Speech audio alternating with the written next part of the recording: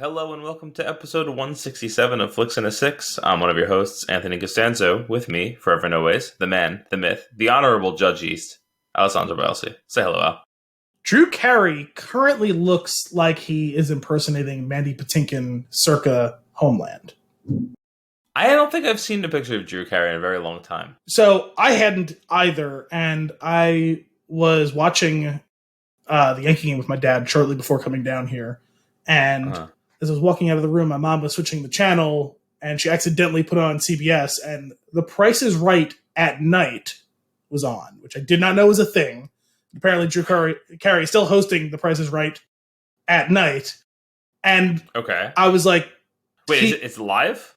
I don't know, but they're airing it at night, and it's The Price is Right, and it seems fairly current because he looks nothing like anything I've seen him as hosting it.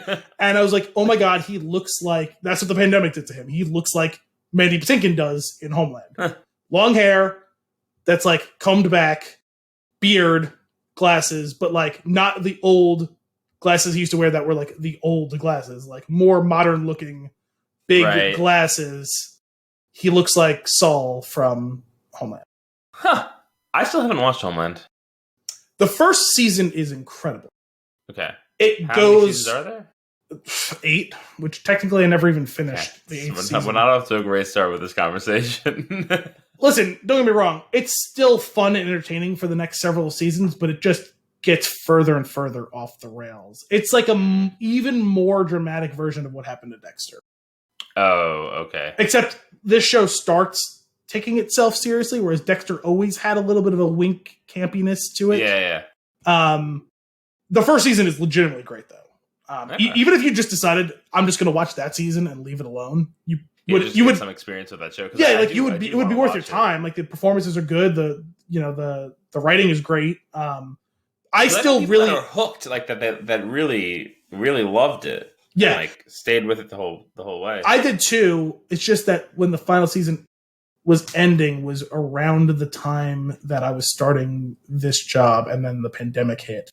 And so I watched like the first half of the final season. Still plan on getting to the rest of them because I don't have that many episodes left. It's like I have like 4 or 5 episodes left. It's just not a priority. Fair. At this point, I'm so close. It's like tripping at the finish line and not crawling the final 100 yards. Go ahead. You just give up. Like, dude, could you imagine running 26.1 miles? That's enough. Yeah, no. If you come that far, you turn around and you go the other way. I'm familiar. I'm familiar with sunk cost fallacy and all. Very familiar.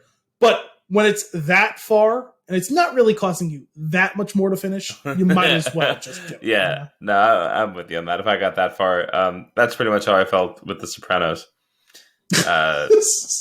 It's garbage television show. On this week's episode, we have Shang-Chi, Falcon and the Winter Soldier, and 3 other news and nuggets, all before diving into our flick of the week, the trial of the Chicago 7. But first, Al, what are we drinking? It's a good question, because I'm trying to punch it in here so I don't forget it for when we put together the show notes. But we're drinking... Just punch it in and then put it out there on the line. I'm telling you, just put it out on the line. First, you punch it in. My dad says punch it in all the time. He asked me to look up the most absurd thing. Can't you just punch in blah, blah, blah, blah, blah, blah? I was like, Dad, at this point, you actually know how to search for things. You know that you can't do what you just asked me, and you just want me to make it so. Well, or conversely, you've given me very explicit directions on what and how to search. So clearly you know how to do it. And I have to spend the next 15 minutes explaining why that won't yield any results. Well, listen, assuming he's got it wrong, but in the off case that he's got it right, he has given you the roadmap to do it. So he knows how to do it himself. Speaking of my dad, my sister sent me a screenshot. She does this occasionally when he sends her a text. Mm-hmm. And the text starts off, Buongiorno Principessa, comma, Steve. What? Right? And she said... Why Steve? He said, this phone is ridiculous. I tried to send a message through the car. Didn't work well. I meant to say, Buongiorno Principessa, come stai? I love you. Okay? So it heard comma Steve instead of comma. It's like that meme of the person who draws the horse and the first half of the horse is like, or the back half of the horse is like perfect, and then it like progressively gets worse and more like a stick figure. Yeah. And that's what the phone did. Like, is it got the beautiful Italian early on, and then just comma Steve. Like, I'm bored of this. But she goes, "Who's Steve?" And I had to break it down. I was like, "How did this happen?" Got it. And I did the translation for her. Anyway, we are doing Harpoon One Hazy Summer. It's juicy, vibrant, soft. Now, I'm going to stop you right there, beer. I don't want your beer to be hard. That's also fair. I feel like vibrant and soft don't really go together. I would agree that it seems to be an odd pairing of adjectives describing this beer. I wouldn't say that they necessarily are mutually exclusive, but no. Let's see if it can do both, though. Find you a beer that can do both. This might be it. It's a New England. Hey, this one's not that old. It's only my mother's birthday, 2019. I thought you were going to make a joke about how it said established 1986 up top. I was going to do that at first, and then I realized, no, the date is actually bad. So I'm going to go with the real thing. After last week, I think it was last week, right? The Dortmunder? That was the 17, right? Yeah, well... It's a great vintage. I did very quickly look to see if there was an obvious date on this one, just in anticipation of this conversation. Didn't see one. I was like, okay, hopefully Anthony doesn't go looking, but obviously you did. This is a New England Pale Ale. It's 5.5% alcohol by volume, 38 IBUs. Unfortunately, it's only 12 ounces. Intense aromas. The rest of, almost all of what we have left is 12 ounce. That is distressing. We have except for that one old beer Brooklyn that you Summer claim that we've done, and we have the other beer that I believe is reserved for Happy Gilmore if we ever do it. Oh yeah, I still have a couple of those over here. Intense aromas of citrus, berry, and tropical fruit in a hazy summer pale ale. Okay. We don't need any excuses to celebrate one hazy summer. Open and enjoy. Now on the back, did you see what's on the back? Because this is kind of fun. Oh. It's like a Mad Lib, but instead it's like a doctor's note Mad Lib. Okay. It says, "Dear blank, I can't make it to blank. I'm blank to miss it, but I have a blank that I need to blank. I just can't get away. I hope to make it up to you. Blank beers are on me. Sincerely, blank." This is a half-assed attempt, though. Like, you're supposed to put, like, noun, verb. Yes, though you can make out what the point is trying to drive home here is. But yes, I agree. Yeah. You are supposed to give some guidance in a Mad Lib. This is how you don't Mad Lib. It'd be funny if you got them all consistently wrong. When Mad Libs make you mad. Oh, yeah, that would be if we arbitrarily decided which type of word to put in it, and Correct. Then we read it out loud. Yeah. Dear, fuck you. Anyway, nice. You ready to try this slightly? Yeah, there's not really much to talk with, not really much to talk about logo wise here or bottle art. I will say though, the Love Life Love beer pressed into the glass. I like that. Yes, there is one other thing of note to mention though. Above Harpoon One Hazy Summer, very helpfully tells you summer. Summer. it just whispers it to you. In case you were trying to drink this on summer for Christmas. This is intended for summer and only summer. The summer of 2019. Cheers. Dick. You alright? Nope. Hang on 1 second. I'm going to try again. Another sip here. Did you fail at sipping? No. That is vibrant. I wouldn't say it's soft, though. I wouldn't say it's soft. Would you say it was hard, though? I kind of would.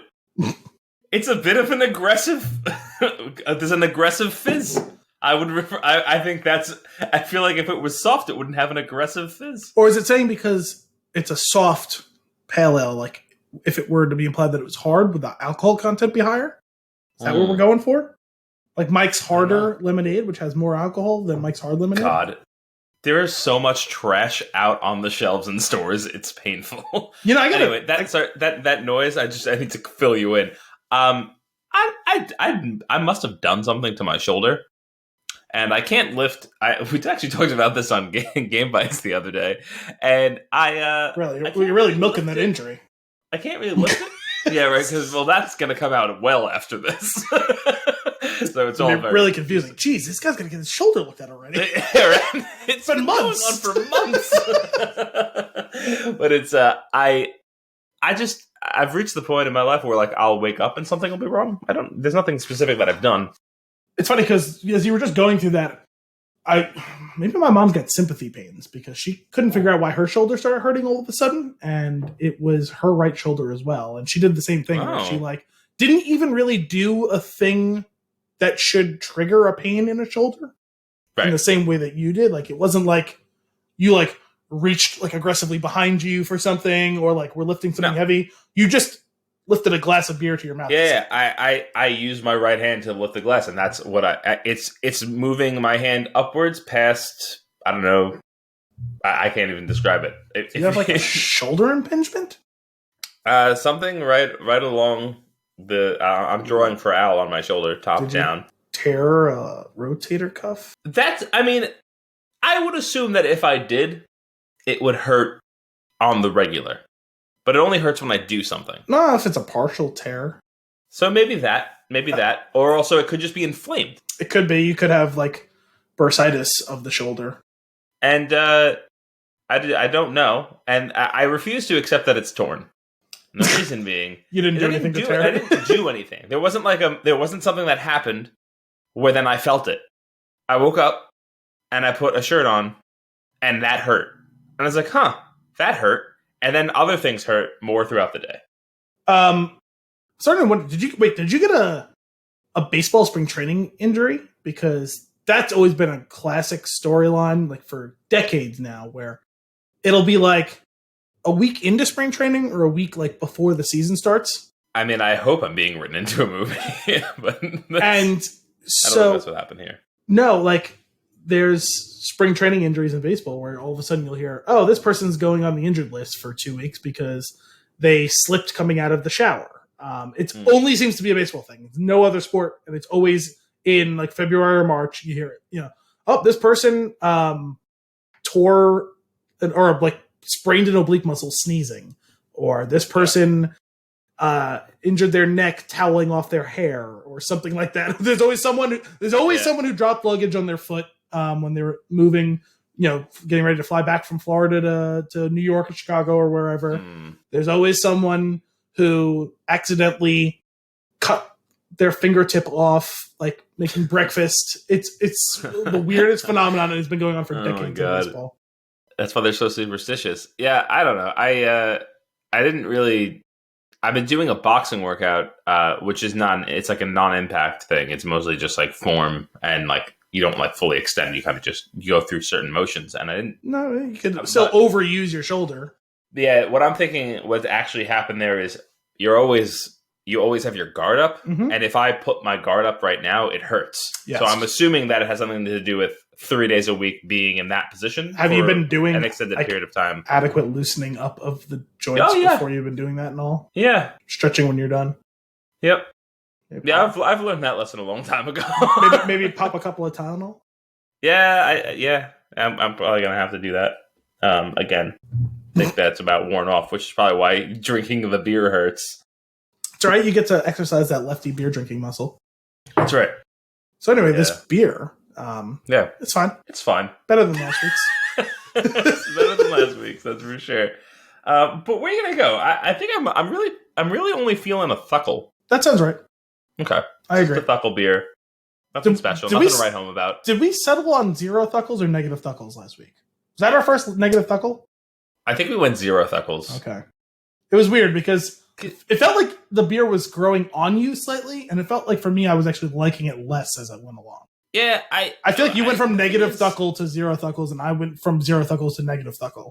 I feel weird about the negative thuckle system in that I'm gonna need some examples of what's a negative 1 thuckle to negative 4 thuckles. Because I gotta know. I can't imagine that once you break the 0 and you start going down. I feel like, do I just start at negative thuckle for the first beer that I'm really not interested in? And like, when does it become I guess a negative 4 would be like, not only would I never drink this again, I'm regretful. Like, is that negative 4? So like Natty Light? We had some good times though. So that's like, is that just a negative 2? Maybe that's only negative 2 thuckles. That's okay. 2 thuckles down. Pick your least favorite like light beer. It sounds like a Steven Seagal movie.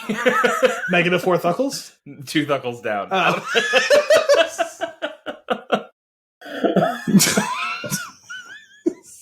I don't know why. It's just that's what popped into the head. Wait, 2 thuckles down or 2 chuckles down? 2 Pullman's chuckles. Pullman's chuckles. Those are up. Firm chuckles. It's fine. It's a chuckle. It's a no. It's a thuckle. It's time for the Flix in a 6 news hour. Beep, beep, beep, beep, beep. Al, you've got some news. Oh yeah, I didn't tell you what any of the news was. You've got 3 times news. Thrice cooked. Thruckles. Give me your second news. Okay. I probably should have opened these ahead of time instead of just leaving the hyperlinked note. Sure. This is via Variety. God, I hate myself for saying that way. Yeah. As soon as I said it, I was like... I hate you too. As soon as I said it, I was like, you know what? I hope that Anthony's mad at me because I'm mad at myself. That was not intentional. God, that was douchey. From Variety, yesterday, which would be Tuesday if you're listening to this, Emilia Clarke joins Marvel's Secret Invasion at Disney+. It's by Matt Donnelly. It's an exclusive. Emilia Clarke is in final negotiations to join Marvel Studios' Secret Invasion, the hot original series quickly coming together at Disney+. The Game of Thrones headliner's role is naturally under wraps and marks her first foray into the Marvel Universe.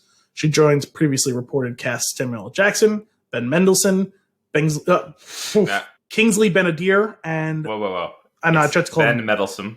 We've landed on that. I forgot about that, actually. Kingsley Ben-Adir and Olivia Colman. And why are you sending me another link? Me? Yeah, Skype just told me you sent me another link. I did not do anything. To be clear, my hands are over here. Marvel Studios declined to comment on the matter. Reps for Clarke did not immediately comment on the matter. Secret Invasion was announced as a development property last year, one of Marvel's many planned titles for Disney+. Jackson's reprising his MCU role of Nick Fury, while Meddlesome will play the Skrull Talos as he did in the feature film Captain Marvel. Sure. The series is said to follow a group of shape-shifting aliens who have been infiltrating Earth for years. Ben-Adir has... Just say Skrull. Synonymous. Ben-Adir has been set as a main villain. Kyle Bradstreet is attached to write and executive produce. Kevin Feige's unit is producing the series for the streamer, as it does all other MCU titles, including the hits WandaVision and Falcon and the Winter Soldier. I'm not a fan of the phrase Kevin Feige's unit.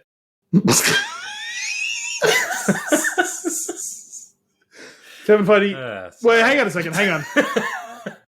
In this sentence, we have the words Kevin Feige's unit joined to producing and the streamer. All in one sentence. Where is Disney Plus going? So I think that's cool. It's funny. Cool. Just Do you have anything? I said just a couple of days ago, my brother was like lamenting too, like whatever happened to Samuel L. Jackson as Nick Fury, because he hasn't really done anything in years, like of like note on the screen in the series. He's still just kind of kicking around. And well, here's your answer, Dominic. Yeah. He's gonna be it hasn't been that long. Well, he hand waved Far From Home.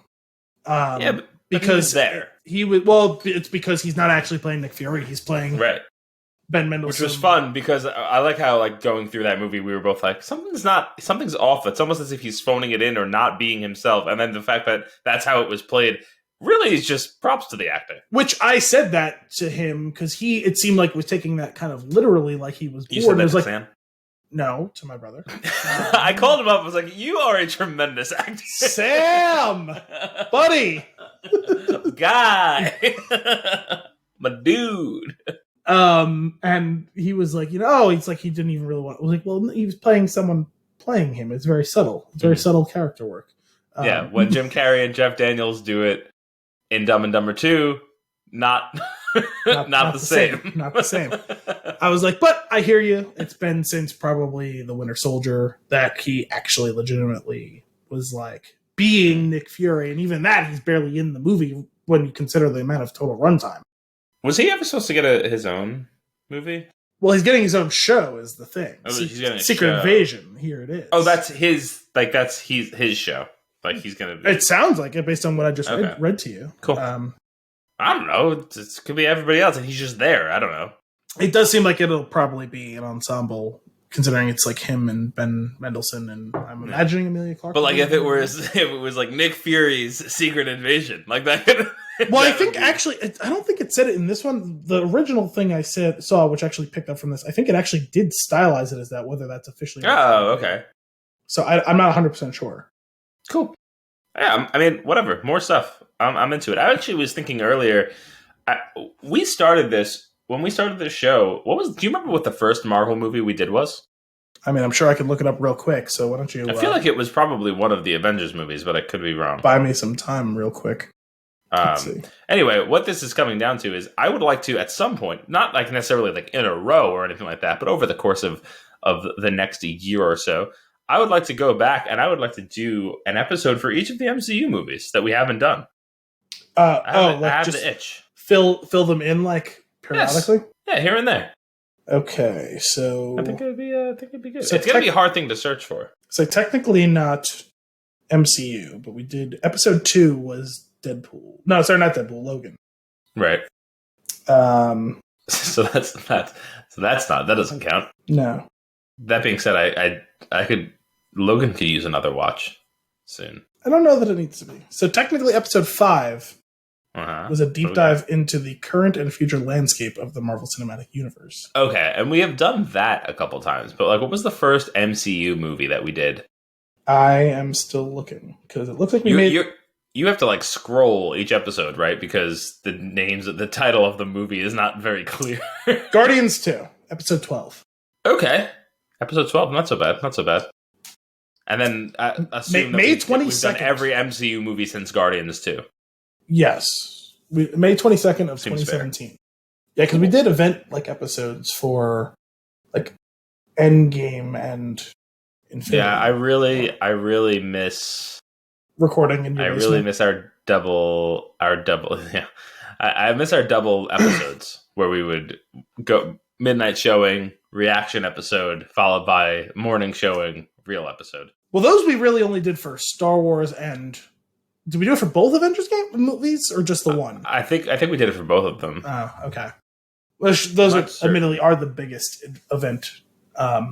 Yeah, they're so good. I watched Infinity War again the other day, and my goodness, is that a good movie? I love it so much. There's so much humor in it, and it really cracks me up for such a dark movie. Yeah, like mostly on the shoulders of Spider-Man. Peter Quill is actually a little too much in that one, and he could tone it back. Well, I think unfortunately they set the tone the wrong way by having him have the pissing contest for a while with Thor. Yeah, because it feels like he just carries that energy throughout the movie. Yeah. Well, I guess that he does kind of bring it back when he said something about the dance-off, like Footloose. Exactly like Footloose. Is it still the greatest movie of all time? And just it was never. The look on Tom Holland's face when he goes, it was never the greatest movie of all time. Or also, it never was. Also, immediately before that scene is one of the funniest things in the movie to me, and it's, where's Gamora? I'll raise you one. Yeah. Who's Gamora? I'll raise you one. Why is Gamora? that is the best. There were two scenes that got me laugh out loud by surprise. One I knew of, it just gets me every time, is when Spider-Man gets the suit for the first time, when he's like leaving the atmosphere and the suit hits him, and then the parachute pops and he gets pulled away, and like very quickly it's like kind of low volume goes, "Oh, come on!" as it gets pulled away. And then the other one was I actually texted you when I saw this, but the Guardians are approaching the distress signal, and he goes, "All right, everybody, put on your mean faces. We don't know what we're up against." And Mantis is in the background, out of focus. She's not in focus, but she makes a ridiculous face and then holds it for the rest of the scene. And I was like, that's dedication. I really like that. Yeah. Now there is some funny stuff in that movie, considering how dark it is. And why is Gamora? Well, they started with Guardians 2, like because I think they wanted Drax to be funnier in the first one, and he has a couple of lines, but some of it is a little bit try hard. But I think they did a much better job in the second one, and it really, they don't give him many opportunities to shine in Infinity War, but he like hits it out of the park every time because eating the peanuts and like standing there. You finally know who Drax is when he goes, "Why would I drag my finger across his throat?" It's funny because a few weeks ago I watched Endgame for the first time since seeing it in theater. Oh, it was fun to get back into that because there were a couple of little details I forgot about. You know, obviously I remember all the big beats of the movie and some of the chronology, and it was kind of lost on me. But you're an expert in amyology. I had the right word. I just said it wrong. Well, continuing on the MCU track, that Shang-Chi trailer dropped. It sure did.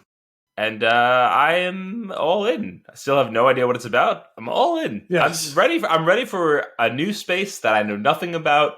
Origin story. Give it to me. It's been a while. I'm ready. Yeah, I guess it's been... Well, it's weird because we had a year without them, right? But we had kind of a... It feels like it slipped in at a weird time in the timeline, but having an origin story with Captain Marvel, when it did, just feels a little bit out of place. When you look at like how everything is building to conclusion, and here we have something just beginning. Yeah. But even that's been like 3 years now. Yeah. Yeah. I'm really looking forward to what they're doing aesthetically because it definitely has the Marvel feel, right? It doesn't. It's like, yes, this is a couple scenes into the trailer. Like, yep, this is easy. It's a Marvel movie. Like you again, you're nailing it. It's so cohesive. Especially Marvel of the last couple of years because like. Some of the cinematography even felt a little Black Panther-ish. It did, and I actually thought that it did a nice job of bridging the gap a little bit between even the Netflix shows. There was a little bit of that grittiness to it. Well, you know what it is, and I know that there's an obvious reason why I'm drawing this parallel, considering this is a movie about, I believe, a Chinese guy. I mean, Simu Liu is Chinese. And Black Panther going to Korea and Falcon and the Winter Soldier and Zemo going to some other fictional. I like that you refuse to let him go. Like he's part of the title. Well, he was for those couple of episodes. As I said to you right before we started recording, it's now Falcon and the Winter Soldier sans Zemo. He's now gone. Like they go to some fictional Southeast Asian. Falcon and the Winter Soldier, episode 5. Where's Zemo? So, like, there's something about whatever they've chosen as their house style for Southeast Asia stuff. It all looks within the same family of, like, cinematography. On top of that, though, mixed in, it had its own identity in that it did some of that, like, old school, almost like Crouching Tiger cinematography. I was just thinking with some of the fighting and stuff like that, which are like, it's the fight scene in the dark specifically. That's why. Yeah, like if you lean into that, like this is going to really stand on its own from the rest of the MCU and have its style, and that's how they're going to. Like we've talked about this in the past. It's going to be like Iron Fist within. Oh yeah, that wasn't good. That wasn't good at all. But I will say the fight choreography in that and Daredevil was pretty good. Daredevil was the best of all of them, but. Not. Yeah, not great. Not great. But this looked fun. It's funny because we obviously had the same thought because the very first thing I texted you the trailer, you texted me sold. I texted you. I have no idea what's going on, but yes, I'm in. What's really funny about that is it seems as if I was carrying on a conversation that we were having, but I completely missed you sending the trailer and happened to see it. And then sent you that message. Well, considering you sent it to me like directly after, like let's call it 3 minutes after I sent you the trailer, which was like the perfect amount of time for you to receive a message, right? Click on and watch the 2-minute trailer, compose a response. Very, very odd. Yeah, it just happened to come across my screen at that moment. That's funny. But I'm looking forward to that. Did they give a date for that? I'm sure they did. I am also sure I don't remember. Yeah, neither do I. Which is fine. Yeah, it's fine. When it comes here, I'll be ready for it. Yeah, I'm intrigued. There was some cool looking stuff. There's definitely intrigue. I just have no idea what any of it's about yet. I can't wait for the first real trailer. Yeah. Give me your first news. Okay. Again, I have to open a news that I don't have prepared. I have prepared but not open. So this is from yesterday as well. It's courtesy of The Wrap, Umberto Gonzalez. Yes, Michael Keaton really is playing Batman in The Flash. You know, more on this later, but Michael Keaton sporadically popping up in things is something that I am on board with for the foreseeable future. Especially when you're not 100% prepared for him. Yeah. It's him. He's so likable. And I can't wait for that to bite me in the ass in, like, I don't know, 6 weeks when some garbage thing happens. The best one was because it feels like this was his return to acting in earnest. I'm not saying he wasn't in anything, but he wasn't in anything high profile.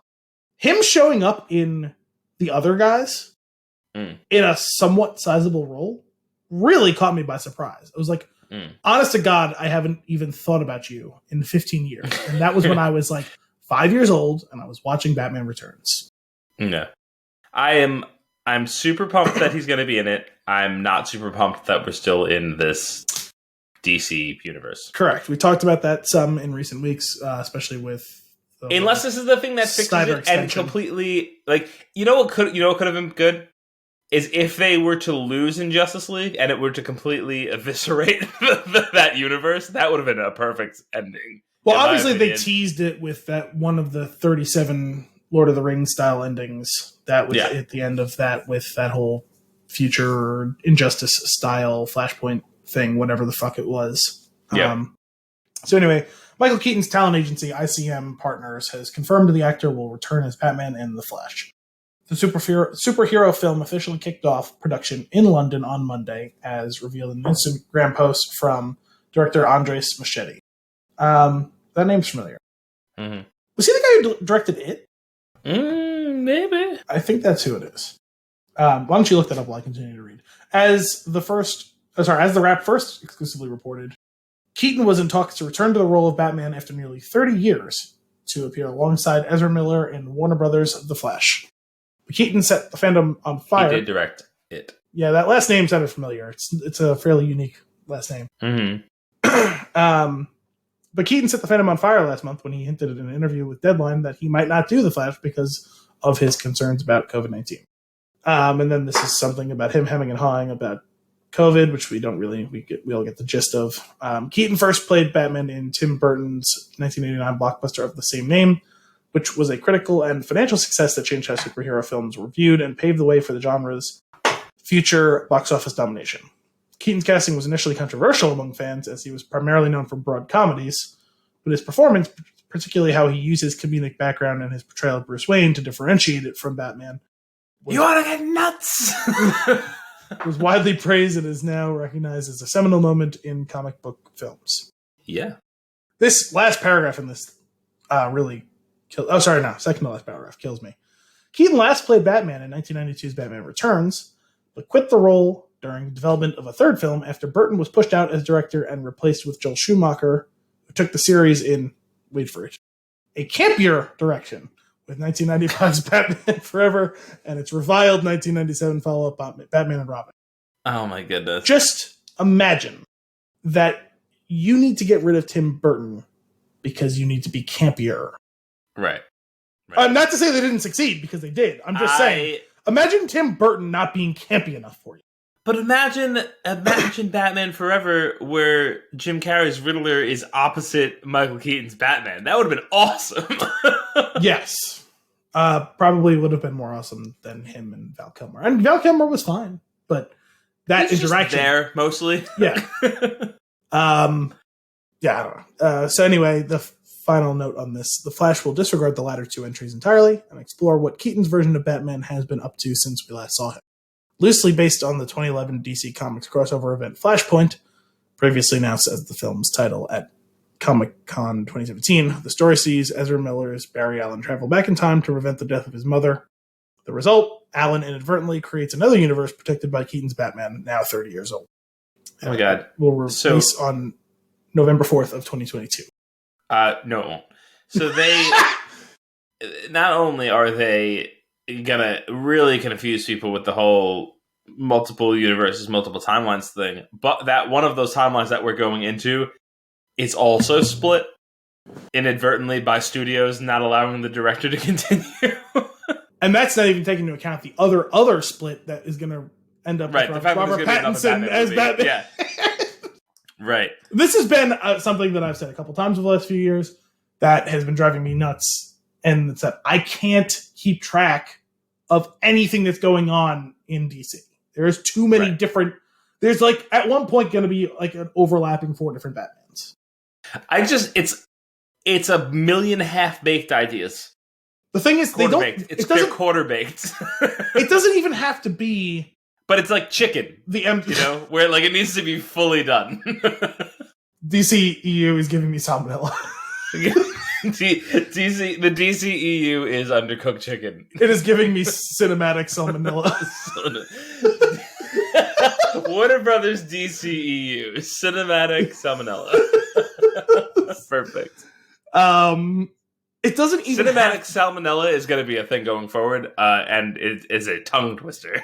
It's what we're going to name our electronic style band. That's a tribute to Daft Punk. Oh yes! Oh, I love that. That's amazing. Where we just do like chiptune versions of theme songs. I'm thinking like theatrical theme songs in the style of a Daft Punk type of situation. Yeah, all right, I'm down with that. Yeah, it's gonna be I'd listen to that all day. Yeah, you would. Well, you listen to actual movie soundtracks all day, so why wouldn't you listen to the electronic versions of them? That's true. Oh boy. All right, that's news. I'm happy. I'm excited. See, this is now they at least sold a ticket or some viewing of that because I want to see Michael Keaton as Batman again. Correct. But there's a chance that this movie will be fun. Listen, it's not going to be a good movie. I'm not holding out hope for it to be a good movie. It's also not coming out. I'm intrigued by the choice of director. I know we didn't love it, Chapter 2, but we liked Chapter 1 quite a bit. Chapter 1 was great. And I think that a lot of the issues with Chapter 2 were foreseeable issues. Mm-hmm. So, yeah, in all seriousness, though, I don't think this movie is going to come out.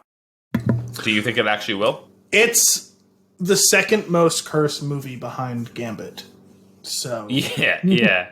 I'm still calling it a coin flip. You know what I would like instead? A Tim Burton Flash movie. Featuring Michael Keaton. Yes, exactly. As the Flash. As every character. Multiplicity? It's just gonna be multiplicity. But the DCEU. Did you do that on purpose? Because it seemed like it caught you by surprise when I said it. You got there before I wanted to get there, but yes, that's what I was going to get. But then I was going to go a step further, and that it's actually like the main version of him before he's split is actually become a movie director and found that he can make the movie on the cheap if he just uses himself in every role. This is gold, Al. This is much better than the garbage they're putting out. Can we make this movie? I hope so.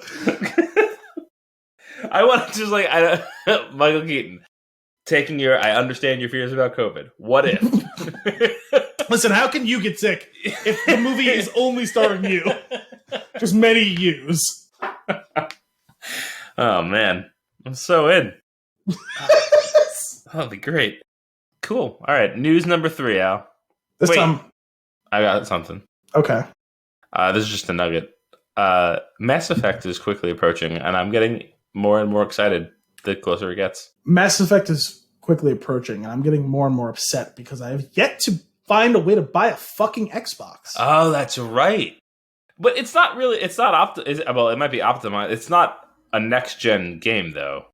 No, but I know. I bought a 4K television. I want to play a 4K Oh, right. I box. forgot you're working with the OG Xbox One. I would like to play... OG Xbox. That's something else. Yes, I would like to play a 4K optimized game on a 4K optimized box on my 4K TV.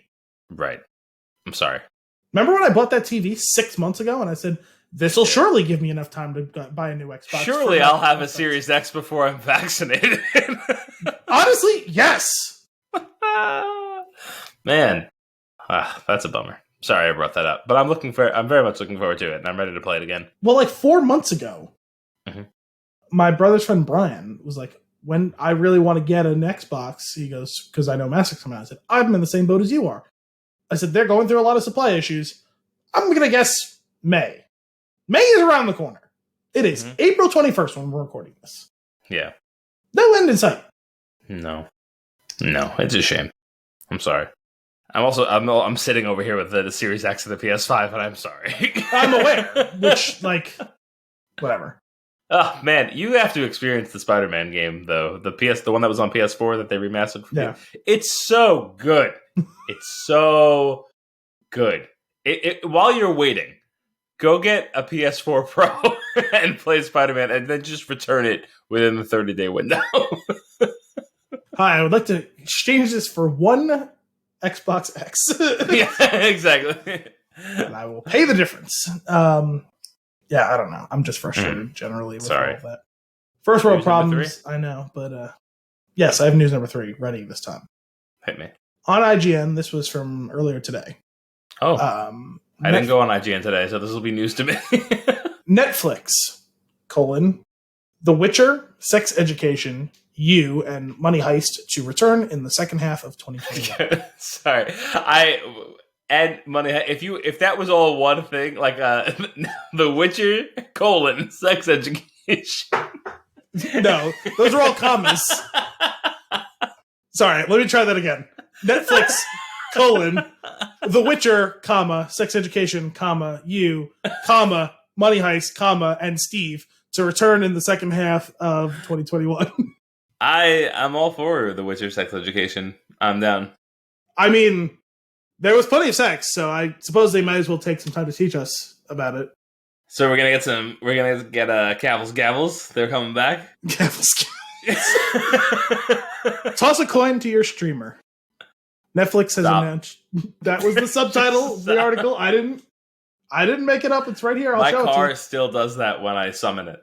Oh, I never actually have gotten to experience that from your car. No, you haven't. I hold the summon button and it goes ring when a humble bar. So, well, this is actually good news because I could have swore they said it was going to be early 2022 when the next season came out. So, and considering when is it coming out? You said a date. Second half of 2020. Nice, that's awesome. That'll probably be around the same time of year that it came out originally, right? Like 2 years ago. No, I'm pretty sure it came out in. I think it was a December joint. It was either December of 2019. No, December of 2018 or January of 2019. Yeah, I think it was a December jam because I feel like I watched it around the time, like just up to Christmas. See, I couldn't remember if we watched it right leading up to Christmas or like Christmas to New Year's or right after New Year's. Hard to say. It was somewhere around that time. I feel like the Christmas tree was up. What's in a month? That could be wrong. What's a year? This case, several years. Anyway, the news of these shows returning to the streaming service arrived in the company's report on the first quarter financial results for the year. Netflix reported just under 4 million new subscribers. No one actually cares about this. Netflix highlighted The Witcher, Sex Education, You, and Money Heist as some of the, quote, big hits that would be returning with additional seasons. Witcher's, Sex Education, and You.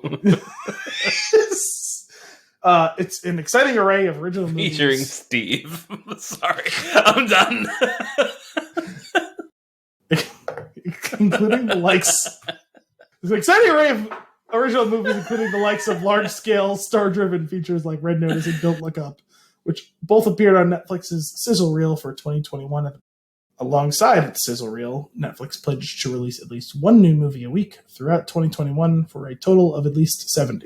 That's too many. Other notable titles announced at the start of the year included Zack Snyder's Army of the Dead, Halle Berry's directorial debut, Bruised, superhero comedy Thunder Force, and the action film Escape from Spiderhead, which stars Chris Hemsworth, Miles Teller, and Journey Smollett. When does Free Guy come out? That's not a Netflix one, is it? Oh, I thought it was. I'm not sure. I thought that was going to get a theatrical release and all. Oh, maybe you're right. Netflix has also been investing more in anime content, after noting an exceptional uptake in anime streaming on the platform, with statistics showing that over 100 million households globally watched at least one anime title on Netflix between October 2019 and September 2020, a noted increase of more than 50% on the previous year's figures. With dozens of new shows and movies on the horizon, there's going to be plenty for everyone to stream over the coming months, though The Witcher Season 2 is likely to be one of the most anticipated titles given the success of its debut season. Henry Cavill showed a photo earlier this month to celebrate the second season wrapping production. Season 2 of The Witcher will pick up with Geralt of Rivia. Is it Geralt or Geralt? I always forget. Geralt. Geralt of Rivia. Taking Princess Cirilla to the safest place he knows, his childhood home of Kaer Morhen, where he will strive to protect Ciri from the mysterious power she possesses inside, while the continent's kings, elves, humans, and demons strive for supremacy outside the walls of the castle located within the kingdom of Cadwyn. Cool. And then it says that Season 3 is expected to be announced at some point. They're also working on The Witcher Blood Origin, a 6-part spin-off prequel series set 1,200 years before Geralt walked the lands of the Northern Kingdoms, and The Witcher Nightmare of the Wolf, an anime feature film centered around Vesemir, Geralt's close friend and mentor. Yeah, I wonder if that'll come before Vesemir or not. But well, originally, and this is what I was getting to when they said that it was going to be like the start of next year, I could have swore the movie was supposed to be out first to kind of introduce that character, because we've only heard him mentioned like at the very end of that season. Mm-hmm. Huh. Either way, I'm pumped to watch more of that. I think we had talked about it on the show. I rewatched that with Kim. She was into it too. So we'll probably watch the next season together. I remember you saying that you were rewatching it. I will probably rewatch that when this new season is approaching. Yeah. Because it's a good show. It's fun. It's just I enjoyed it, show. But there was a pretty deep mythology that I only barely got a handle on. Mm-hmm. So I'm definitely going to forget a lot of that. Yeah, for sure. I did. And when rewatching it, I was like, it was all coming back. And I was like, right.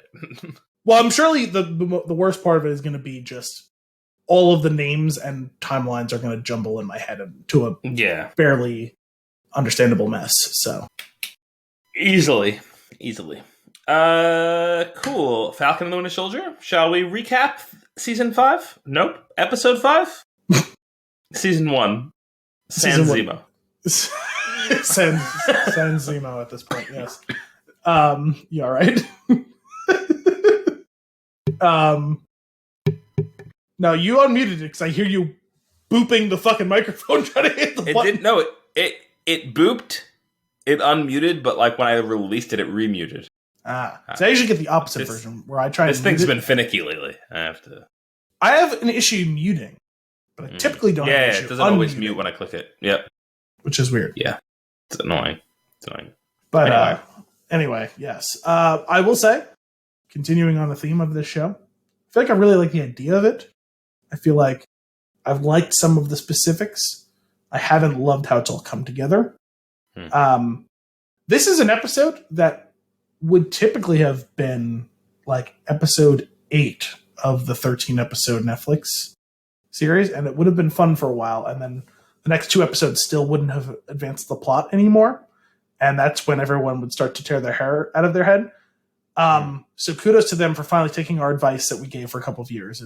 Tighten it up. That being said, it feels like there's too much to tighten. Yes, it feels like there needs to be at least 2 episodes left, and there's not. I'm with you on that. I will say I definitely am liking it a bit more than you.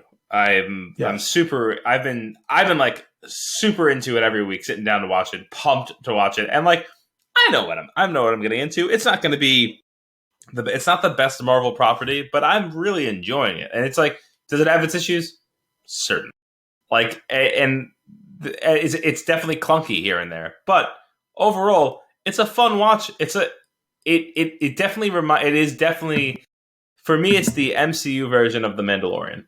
It's hitting those. It's not. I like The Mandalorian a bit more only because I'm more into the Star Wars universe. But like, it's doing that in the way where like I am hooked. I want to see where it's going. I'm enjoying my entire stretch of time that I sit down with it, and I'm never really. I'm actually only a little bit bummed when it's over because I want more. Yeah, I see the problem with comparing it to Mandalorian is, by and large, it's standalone episodes with a little bit of story, and this is clearly meant to be a long movie. This is Zack Snyder's Justice League, but you can't watch it all at once. Which is for the best, probably, because I think I would get bored of watching this for 6 straight hours. Mm-hmm. But it doesn't.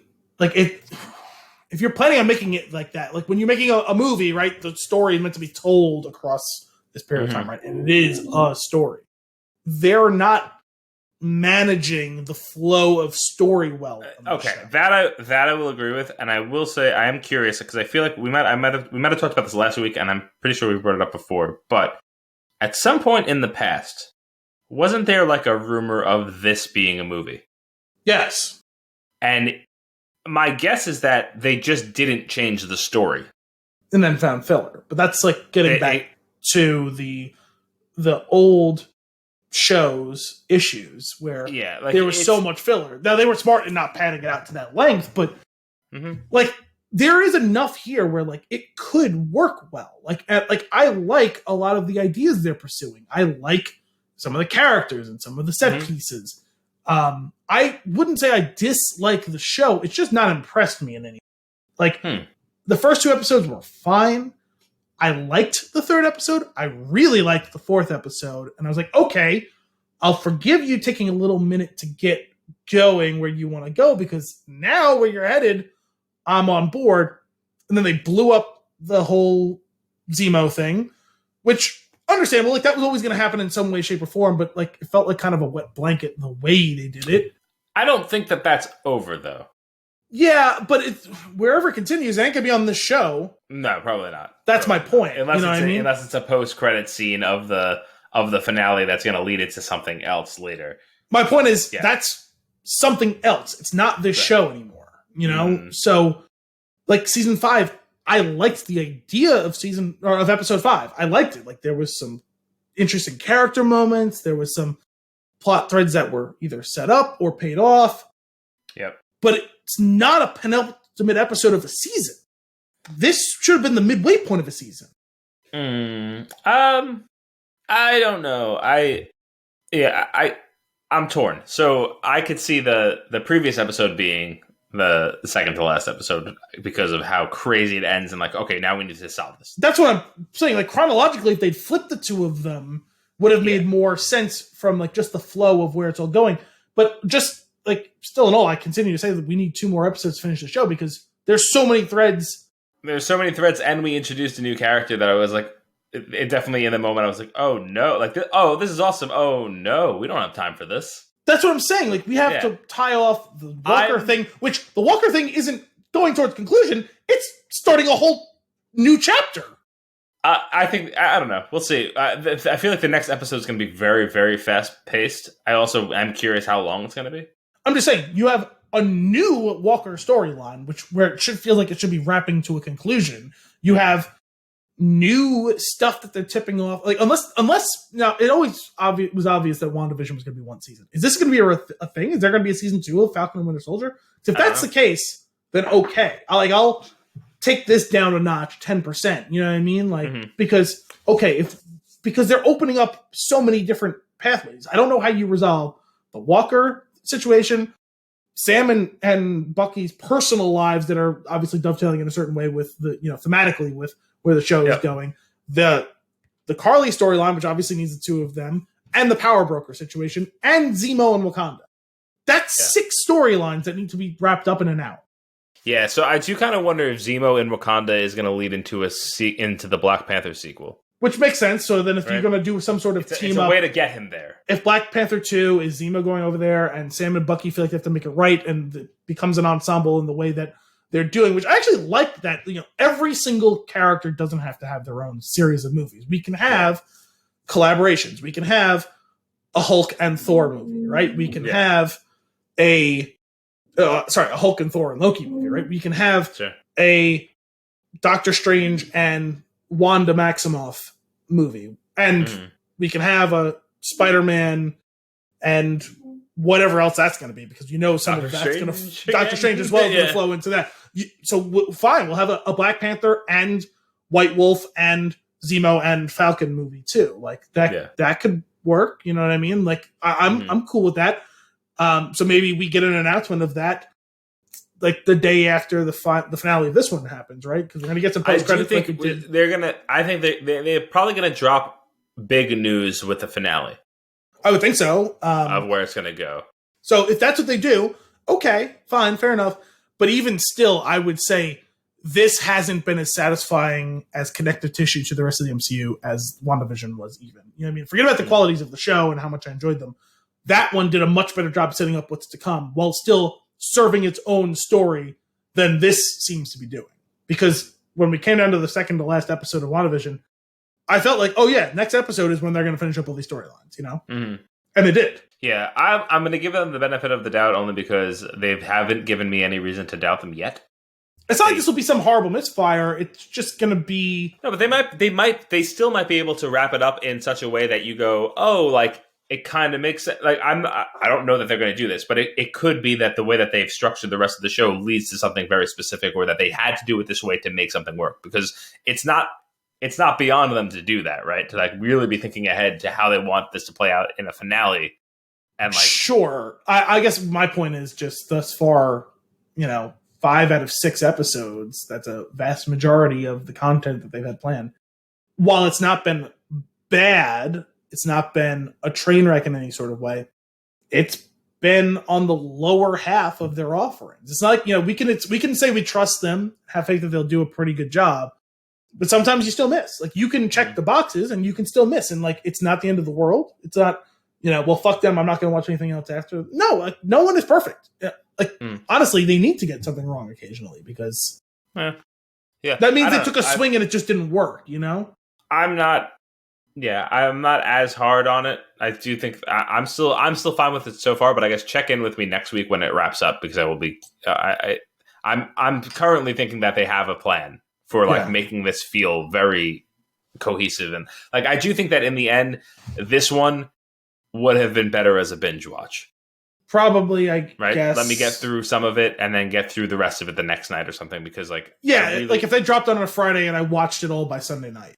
Yeah, because what bothered me, this was the first time that they did it where like the episode really ended... Like, there was a very cliffhangery ending of like very Pulp Fiction, open the briefcase. Like, I know kind of what's in there, but I want to see it, know? And like the way that they... Like that, I think that to make episode 5 strong and finished, put on whatever's in that box and then end it. Don't let me see what it can do. Don't let me see what he's going to do with it. Let me see it.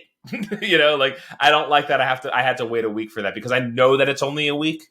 And it's like, no, like, give that to me now. Like, you have something bigger that you need to do next week, which is wrap this shit up. So give me that now. Like, I want that. Well, honestly, that box, they dangled that box in front of me for the entire episode, and then didn't show me what's in it. And that actually did bother me.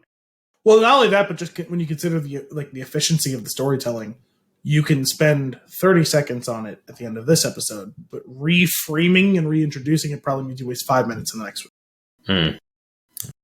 I want it now. I realize it's only a day away right now, but literally, like, it's today. By the time you're hearing this, well, by the time you're hearing it, I'm saying by the time we're done recording this, it's going to be like 24 hours. Less than 24 hours. So, but I'm looking forward to it. I'm really curious how they're going to wrap it up. I'm very curious who the Julia Louis-Dreyfus character. Julia Louis. I don't think I pronounced all of the syllables in her name the first time. You gave up after the F in Dreyfus because I stopped myself. All right, so I was there up until that point. Yeah, Julia Louis-Dreyfus. Okay, that was a mistake in that, like, they might be able to do something awesome with it going forward, but that was a mistake to your point of like, you can't introduce someone right now. We got so much to clean up still. So well, especially because that story didn't continue anymore in this episode. Right. I also love how online afterwards it was like, is she the power broker? I'm like, no. Like, we know who the power broker is. It was very thinly veiled. Yes. And getting thinner and thinner by now. I'm going to be very confused. Well, as I said, okay, so maybe she's the power broker's top lieutenant, but like, it still feels like at this point she has to be the power broker. Right? Like, yeah. Because it's good. Because imagine another thread of, oh my god, here's another thread. We're gonna open a thread in the finale. Oh, by the way, this is the power broker, and Sharon's been working for her all along. Act shocked. Yeah. But also, I just have to take a sidebar here. I was so confused. I thought you were gaslighting me when I messaged you about Louis Dreyfus. No, I had watched it, I guess, a few days before that. Well, I also had a moment of panic. Like, did I imagine Anthony texting me that he watched the whole episode and that there was a post-credit scene? Because I just texted him what would be a spoiler if he hadn't seen it, and I feel like I was 100% certain that you had already watched it. And then I had a moment like, wait, am I a fucking idiot? That wasn't not even Julia Louis-Dreyfus, and it was like someone else. Like, what'd you say? That was in the act. That wasn't even in the post credits. That was in the show. No, you messaged me saying you watched the episode and that there was a post credit, and I was like, did I imagine that conversation? And he didn't actually watch this, and so he doesn't know what I'm talking about. Oh man, in that post credit scene though of Carl making the new shield, Carl from Up, making his Captain America shield. I was like, oh man, like. I know, like, the majority of these shows are, like, kind of, like, PG-13. They find a better way. We got to kill this guy. we got to kill him. It's not good. It's not looking good. No. Also, what is he making that shield out of? Aluminum? Because where would he have gotten enough vibranium to make? It's definitely not vibranium, because not only would he not be able to get it, he wouldn't be able to manipulate it into his shield. Also, when did he learn metalworking? When did he learn how to smelt? I think... Where did he learn his forgery? Maybe he selected that perk when he took the upgrade. Do you think that's how that went down? Did he apprentice as a blacksmith? I just need to know. +1 blacksmith. Plus...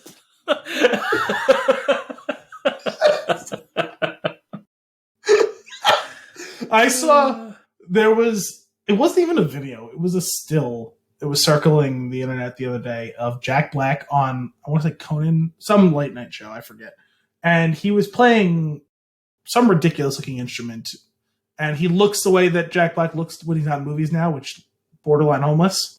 Mm-hmm. And someone captioned it. This is what it looks like when you like play an RPG and dump all of your points into charisma. That's great. That's awesome. That guy cracks me up. Al, you ready for some fun and games? Sure. All right. So this week, bringing back the idea from last week, we're going to do 20 questions. Okay. You've played 20 questions as a kid before, right? So I'm just going to ask you questions, right? Yes or no questions. Is it larger than a bread box? Oh, wait, we didn't start yet. Yes or no questions. Well, I'll do my best and we'll figure out like if there's any gray areas. Maybe I won't I won't count those. Okay. Or whatever, depending on how it goes. Sorry, are you going to be giving me like a theme? No. Okay. I want to see where we go just from getting it started, because we did pretty good back in the day when it wasn't even a movies podcast. We did pretty good at getting there. So, did we play 20 questions on the shit show? Oh, I wasn't part of that. Okay. That being said. It's really 19 questions and a guess. Is that how 20 questions work? Okay. That's how they do it on Game Scoop, which is where we got the idea to do it with the movies. Okay. So I'm guessing a movie. I'm giving credit to Game Scoop, just to be very clear. They didn't invent 20 questions. No, they didn't, but they do it on a podcast, and it's very entertaining to me. I find it very fun. So I'm trying to guess a movie is what I'm doing here? You are trying to guess a movie, yes. Okay, that's why I was asking when I said themes, because like my larger than a bread box question... No, you can table the bread box question. Also, what a dated reference, because anyone playing that game who like is just learning the game now as a young person has no idea what a bread box is. That hasn't mattered since the 50s. Yeah, that's true. Growing up, our friends Karen and Lauren had a bread box on the counter. Like it was like this weird like roll up box thing. That was cool. There was never bread in it though. I've seen a bread box, but like, I'm sure there's people who still have it, but it used to be like everyone had one. I put my bread in the fridge. Yeah, me too. Yeah. Depends on the bread. Sure. Get a fresh loaf of Italian. You eat all of it. Well, you leave it on the counter because you're going to. You eat it all. Yeah. Either that or you leave it out on the counter, let it get all dried up and stale. You make some meatballs. Or soup. You just dip some in soup. Or soup. Or breadcrumb. Bread in the oven. Oh, yeah. It's a lot of the options. Yes. You could also just freeze it and then you could put it in the oven and toast it back up. That's what I was going for, yeah. Yeah. I really like Italian bread. I really like bread. Bread makes you fat. I can eat bread all day. 20 questions. It has to be in the form of a question that you would be able to answer in a yes or no. That's correct. Was this... I was just going to say a couple of things that we did. We try to like whittle down genres. We would try to whittle down like actors that were in it, well known, well received, things like that. And then like ratings, years were helpful, things like that. So like just to give you, because I know you're kind of going in blind. So that's where I was going to start. Mm-hmm. Was this movie made after the year 2000? Yes. Okay. Does this movie heavily feature CGI? Yes. Does this movie heavily feature action sequences? Yes. Would you categorize this movie as I kind of wanted to. I'm saying it's a soft yes on that last one, but it's a yes. The action sequences? Yeah, but it's a yes, but it's a soft yes. But I feel like I asked a yes or no question. You will understand why when we get there. Go on. I feel like I had confidence. I was building confidence. And Go ahead. Ask your next question. Drained the confidence. You had a good question coming up. I cut you off.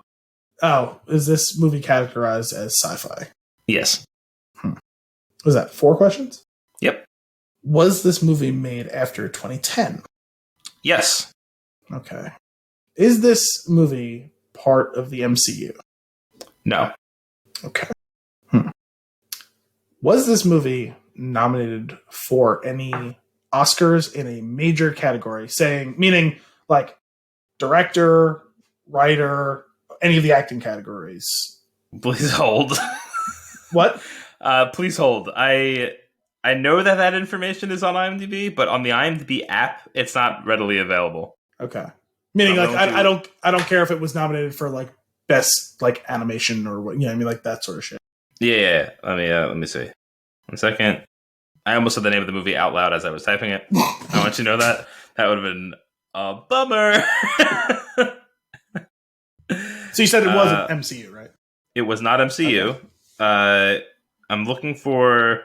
Where do you... you do this more often than I do. Okay. Where do you find... So you're going to go to IMDb. Yeah. I'm going to look up the movie The Godfather so that I can give you a frame of reference. Okay. Well, this is awkward. Not how that works. Not sci-fi. It's not after 2010. Wait, the Coda cut or whatever the hell. That's the third one, The Death of Michael Corleone. So you're going to scroll down below cast, below director, below the videos and images, and then you're going to see awards. Story, I don't see anything that says awards. It should be above user reviews. I'm going to guess no. I'm going to say no. Well, the thing is, even if it wasn't nominated for like the Oscars, it would show other awards like nominated. This is in the Did You Know section? It's above that. It's above that? There's nothing above that. You're looking at a different version of the app than I am. Storyline. All right. Bear with us, folks. We're learning a little bit about it. No, it's okay. But no, it's fine. I'm just going to retract that question, though, since you can't answer it. Fair enough. Was this movie directed by Christopher Nolan? No. That's taking the wind out of my sails a bit as well. Was this movie a major theatrical release? Yes.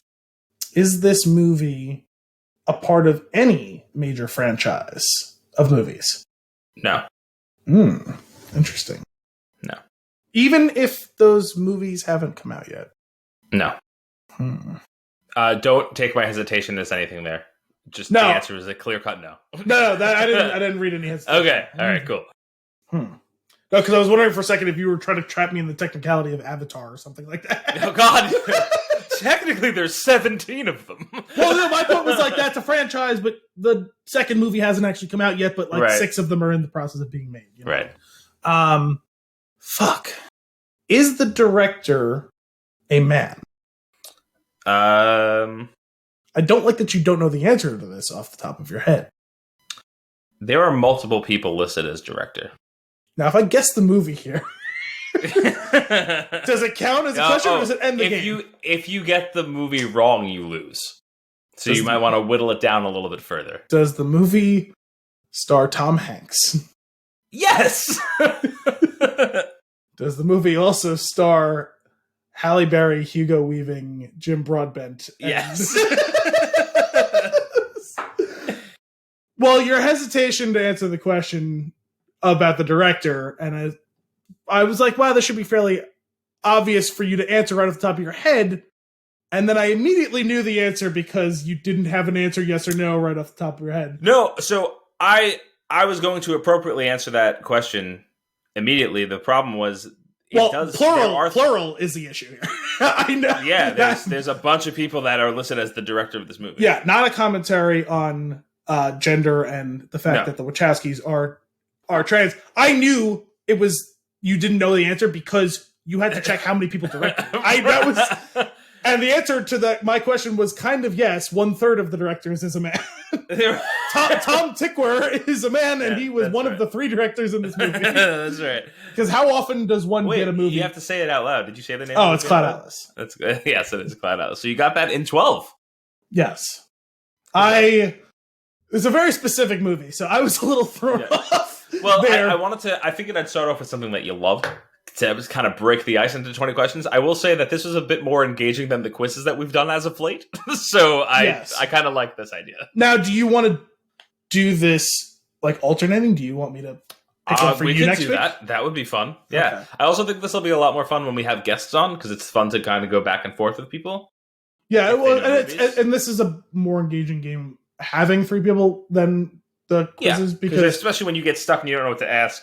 Because you don't play 40 questions, right? You just have 2 people and you just alternate questions or whatever. Exactly. Is fun. Exactly, yes. So I assumed you were going to go with a Nolan movie. I was kind of had in my back pocket. I was wondering if it was going to be Interstellar. That was a Nolan movie was going to be one of my other options. Was the other thing that I thought about, but I was like, let me just go with something that I know that like he'll get there. Or worst case scenario, he won't get there and he will be very upset. No, I mean, I probably would have gotten there because I think the questions I was doing a good job of eventually hemming you in. Yeah. The thing is, you will like it's fun because like that's what I like about this game is like you do, especially when we know a lot of movies. Like there's a lot of routes you could take. I don't know. It's just a fun game. The funny thing is, I almost asked the director question as was the director American born. Because the other one I had in my back pocket was I was wondering if it was Arrival. Mm. And what's his name? Denis Villeneuve is Canadian. But I'm glad that I got it. I'm glad that I didn't get right up to the bitter end of it. That I still had a few questions to spare. And then I feel like there's also like the we've done so many movies, we know each other well. There's also like is this a me movie? Is it like it could be a real question? Come back next week when I pick the most obscure 1950s movie. No. We probably should come up with like a year cap, like 1970 or something like that. You know what I mean? Like, I would say that it's probably better off if we're fairly confident the other person's seen the movie. Sure, which will kind of very closely hew to the 1970 thing anyway. Mm-hmm. Not to say that neither of us hasn't seen. Oh, I'm sorry, you got it wrong. It was actually the lesser-known Mel Brooks film, Dracula Dead and Loving It. I didn't realize that was a Mel Brooks movie, actually. It's funny because I have recorded High Anxiety, mm-hmm. but I can't watch it until I watch Vertigo because there's no point in me watching a movie that satirizes / parodies. That's a good point. Seen. Same. I have High Anxiety because I have the collection, but I have not seen Vertigo. I really want to watch High Anxiety and the original Producers because I've never seen that. Mm-hmm. Me neither. I think, with the exception of maybe the Dracula one, I've seen all the other major Mel Brooks ones. Maybe there's a couple of lesser known ones that I'm not familiar with, but. Some Spaceballs, History of the World, The Producers, Blazing Saddles. That's actor. Sorry. He also directed those, but my God, he was in a lot of things. I bet. Writer. Come on. Soundtrack producer. Where the hell is director? There we go. All right. Dracula Dead and Loving It, Robin Hood Men in Tights, Life Stinks, Spaceballs, History of the World, High Anxiety, Silent Movie. Oh, Silent Movie. Did you ever see that? No, I have heard of that one, though. I did know it was one of his. That's forgot. Silly. Young Frankenstein, Blazing Saddles, The 12 Chairs, The Producers. I've never heard of 12 Chairs. Cool. Is that supposed to be 12 Angry Men? Or I don't know. With that, let us get into our flick of the week. The Trial of the Chicago 7, released in 2020, rated R with a 2-hour and 9-minute runtime. The story of 7 people on trial stemming from various charges surrounding the uprising at the 1968 Democratic National Convention in Chicago, Illinois. Okay. Yeah, that's probably one of the better synopsi in a yeah in a while. The weirdest ones are the ones that they're technically true, but you missed largely the irrelevant. entire movie. yeah, like you've chosen to largely leave alone the major points of why the movie is worth watching or talking about or whatever. Mm-hmm. Like you can infer from the time frame and what was going on, you could infer that there's going to be a lot of strong emphasis on like racially charged things that are going on, because that's really what I feel like where the movie shines is when it really explores those things. Mm-hmm. But it's not listed in the synopsis, which is fine. As the plot of the movie goes, that's the plot of the core movie. So Al, give me your tweet line before Farce. your phone dies. Farce. Noun. An empty or patently ridiculous act, proceeding, or situation. Example, I shit you not, this comes directly from Merriam-Webster's dictionary. The trial became a farce. 8.5 out of 10. Nice. Nice. Trial of the Chicago 7 is a perfect cocktail of ingredients for which I'm a sucker. Equal parts witty banter, Sorkin dialogue, and true story. Barkeep. I'll have another. 8.5 out of 10. I went with it too. I rarely give the point, the half point. And yet you were the one who created the Thuckle system. I did create. I for some reason I find it more stomachable. Hang on a second. Stomachable, stomachable, and also the idea that it's more palatable to you to have parts of fingers, no. but not parts of points. Abstract points when talking about the phrasing is not great, but what it comes down to is the half point scale mostly feels to me like it's non-committal. But in a movie like this, it's better than 8s, but it's not quite a 9. I get it. It feels non-committal when you're talking about a movie, but you really have to mean it to chop off half your thumb. You gotta mean it. What's more committed? Gotta know than chopping off part of your thumb. You gotta mean it. Oh man, this movie, it was a treat to see a movie like this after going so long without like a new good movie. Yes. Pursuant to our conversation last week, and I didn't do that just because we had a courtroom drama, but sure. We talked about a little last week in which I am way behind on Oscar movies, and if I was clamoring for new movies to watch, specifically new movies that were actually intending to be movies and not what they're dropping in our laps on HBO Max. Right. Look no further than a movie like this, which is like well made and has a story to tell and is good and like is trying to be good and succeeds at being good. Yeah, and it does. I love what they do with characters. Like the characters are so well written. Granted, they're based on real people, but the way that executes on screen, Sorkin's writing, he does something with like I like a character's is established, right? And you know who that person is. You learn about them. They act in that position the entire movie, and when you really need to make a point, you make them pivot against their will.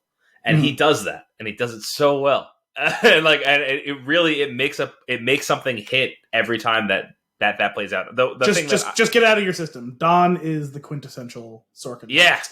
Yeah, absolutely. Well, I know he's your favorite. I know you love the newsroom. I know you love him. In this movie, it was actually, let me see if I could get the character's name real quick for you.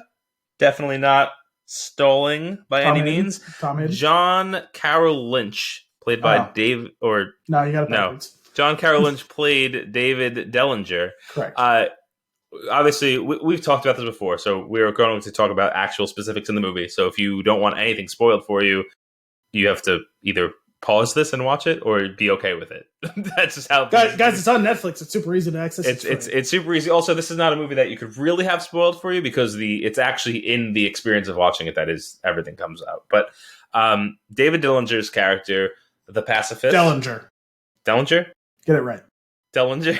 It was like a whole thing in the movie. Dellinger. I know. Dellinger. No relation. We'll get to that later. But Daddy, no. David Dellinger's character, when pacifist, right?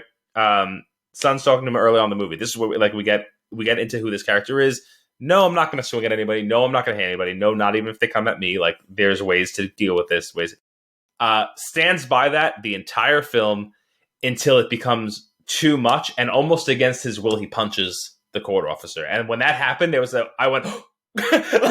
There's a couple of things that were incredible about that. One, yes, it's a good bit of like visual storytelling to show how the guy who is preaching nonviolence his whole life and has gone to such great lengths at all turns to be nonviolent finally snaps and does it. And that goes to show you just the level of stress and anxiety and this is just too far that they've all had to go through, right? That's the one part of it. Two, the moment he chooses is also like the least likely of all the moments for it to happen. It's in like, he was in the least danger. It was the least like outwardly dangerous situation, and like the least like outwardly like calling for situation. Like, it could have happened on the march to the bridge. It could have happened when the cops surround them outside the restaurant. It could have happened during the first situation on the hill. It could have happened so many times before this, and for it to happen in relative safety where no one was like actually outwardly attacking him. They weren't even trying to drag him away. They were just trying to get him to sit in the seat. So those two facts like juxtaposed together is what makes it such a striking scene. Yeah, because they do it. What that does, it gives you that perfect, like, that pressure cooker, right? It was building. And even though he thought he had himself under control, like, it all became too much for even him, who wasn't in the worst of the situation. And you can see it too, because he immediately apologizes to him. Yeah. To the not to the court, not to save face, no, to the guy he punched. Yeah.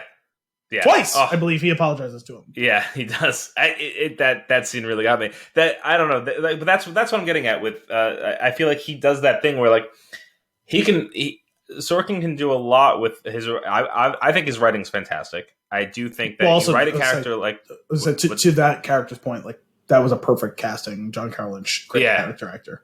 Yeah, he was awesome. But like to be able to do that, to really establish his character and make sure that they stay true to the character and show no cracks until it becomes absolutely necessary, is like, because it really drives the point home when it happens. And it's like, and he doesn't do that. Like, it's not every character doesn't go through that. Like, he uses it sparingly, I feel like. And like, one character will really do that, but it's really that character telling the story of the whole situation in that moment. Well, you got to see it with about half the characters, right? Because Tom Hayden is supposed to be the cool, calm, collected, above it all, we're going to win at their own game thing. And he cracks. He's the one who allegedly, inadvertently starts the riot in earnest. He's the one who cracks on the stand. He's the one who breaks with tradition for the sentencing, all of that. By the way, all these things, unfortunately, some of the big moments that we're talking about are not 100% true or were rearranged from other characters in real life, it seems. But the spirit of this seems to be, as best I can tell with my limited research, to be close to on the up and up, which is all you can really ask for. Yeah. And it's something I was talking actually about with my cousin Mike earlier today. Hey, Mike. That this is obviously a very important passion project of Sorkin's. I was doing a little research on the making of this movie. Apparently, he wrote the script in 2007, I believe, for this movie, and Spielberg was going to direct it for him, and then the writer's strike happened, and it got shelved for a while. Spielberg no longer was attached. He ended up directing it himself. But you can see that, I mean, that's 15 years ago, 14 years ago, whatever. And it's infiltrated other parts of what he's done as well, because the only reason I've ever heard of Abby Hoffman, and the only one of two times I've ever heard of the Yippies in my life, was in the newsroom in season 2 when the Occupy Wall Street thing that storyline is going on in that season. And they're talking about it in the office, and Will mentions, like, I got what Abby Hoffman was about and the Yippies and what they were doing, and I don't get this. It's like a leaderless, directionless thing. This is something that's been on his mind for so long. He's been thinking about it for quite a while. So to see the care and concern for the material. Like, yes, okay, we're going to dramatize it, so there's going to be some things that we tweak and we move and whatever. But all the major, legitimate, real things that happen in this, like the biggest inflection points, they happened, right? The riot happened. The first confrontation happened. The speech about blood in the streets happened. Bobby Seale's beating and gagging in a courtroom and his repeated and consistent denials to counsel, which is a constitutional right. Those things actually happened. Now, they may have tweaked and played with the chronology a little bit. Does that really matter in a movie? This isn't a fucking documentary. No. Like, and it's as close as you're going to get to a movie being a documentary. Like, all of the important parts of this matter and happened, basically. Yeah. Man, I want to circle back to the thing you mentioned about the language, our blood, that whole blood running in the streets. That's another scene that really got me. And just the way that was a more performance, and the way that it was shot when he's got his hands down and his head down, and everybody's like kind of taken aback by what he said, and he just says "our," and when Abby responds with, you always mess it up. I forgot how he phrased it, but he talked about a paper where the way that he uses his language, he doesn't do certain things right. Yeah, he loses the possessives. He's got to work on those possessives, and he's like, I didn't like you knew, like he knew that, and like that realization, like you've read my paper, like you've like read my stuff, like everything. He's like everything that you've ever written, like and like that moment where you realize how much he is behind the cause. Like, because it does seem like he's like that he's kind of enjoying it, which is what Tom gets at for a good chunk of the movie. But like the fact that he is very much behind the cause, more so than you can imagine. He's a soldier, right? When the war is over, the soldier has to lay down their guns, and that's hard to do. And in this case, like, I think even though he doesn't admit to it, right, Abby kind of internalizes it and understands in the moment, like, that there is at least a grain of truth where it's like, what would I be doing if I didn't have a cause, Yeah. That is the one scene, though, I would say. You get the answer to that after the fact, which was difficult. Well, there's more to it than... So they gave us a little blurb at the end of the movie, right? And it said Abby Hoffman continues on with the cause for a while and then kills himself some 20 years later or whatever, right? They left out some details. That are rather salacious. He, I believe in 1980, was arrested for selling cocaine and then got plastic surgery and went into hiding for several years under a different name, and then eventually was caught, served a brief prison sentence, got out of prison, and then killed himself. Oh my God. So that's the sequel. That sounds like a sequel. Sorry, getting back to that scene, because you're right to point out that the writing of that scene and the larger picture of all of, like, the writing that led to all of that was incredibly compelling. And the performance, like you said, it elevates it to another level because you feel it. These two people who are united by a common cause, but aren't necessarily united in how they wish to go about it. And it's like an enemy of my enemy situation. Yeah. And it was powerful showing them find more common ground, even if they'll never like each other, right? Although you find not even whether or not they quote unquote like each other, there is a respect for each other. Hayden respects that Abby is going to fight to the death for this. Abby respects what Hayden's about and how he chooses to go about it, even if he doesn't think it's enough per se, but he respects him enough in his ideas and his ideals to read all of his stuff and come out and admit it and all that. And that's a powerful human moment. I will say that was actually really the one thing, and not to say that I've researched and found out that it was quote unquote wrong. That feels an awful lot like, with the benefit of hindsight, I'd like to make amends, because man, it feels like someone's covering their ass. Like, hey, whether or not they misspoke, whether or not Tom misspoke when he gave that speech, which word for word, verbatim, is what he said. The blood in the streets speech. The whole thing about there's no way to prove that's what he meant. And the movie, because it's so powerfully written and performed, makes it feel really true. Like, because I got swept up in the moment, but then upon reflection earlier today, I was like, I don't necessarily feel super great about that because that feels an awful lot like whitewashing what happened. You know what I mean? Like in the sense of like real life. Like I do think that there's I agree that could be the case too.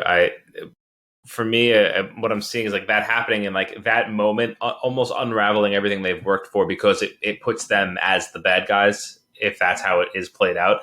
Like there's the defeat of it all. There, like that also is kind of like the buildup of pressure, right? Like one little mistake in this whole process of trying to do the right thing is going to make it all come crashing down, and that's what happened. Like whether or not that was like the legit mistake or like how he said it, like was what he meant. That like the way that it's portrayed in the movie, I did think they made a really good point of getting that across of like how high those stakes were and how they were always just like a breath away from it all coming crashing down and then all being like thrown in prison. Like definitely. I just don't want it to get lost in translation there. That is some ass covering that's going on. Like you're right, the nuances of it. You're correct that maybe the moment and what it speaks to transcends all of that. But something about it rubbed me the wrong way. Where it's like, well, it's awfully convenient that the terrible thing that led to a bunch of people dying and like all this shit going wrong was just because you misspoke slightly. And like that is what happened, probably, but like there's no way to prove one way or the other whether he misspoke or not, is I guess my point, you know? And getting caught up in unless that whole conversation was recorded too. But, which would again be super convenient, you know? yeah. For sure. But that was intense. The other, so like I broke a couple characters down into three groups, and the first group was restraint, and that we already talked about John Carroll and like that doing that, like when he breaks and he hits the officer, that's one. But the Bobby Seale character, Yahya Abdul Mateen the second, is that how you do two at the end? The second? Yes. Okay. I mean, I guess you can. Unless he's a sequel. You can cheekily, I suppose, call him Yahya Abdul Mateen 2. Because. But I think he shows even more restraint in that he doesn't break. Like he raises his voice a little higher once, but it's nowhere compared to what other people have already done in the courtroom. And like he so calmly sticks to what he knows, how he needs to say what he's saying. He knows that he needs to stick to that, and that he can't really stray too far. Otherwise, he's going to get bound and gagged, which eventually happens anyway. And like, I think that character, the portrayal of that character is incredible.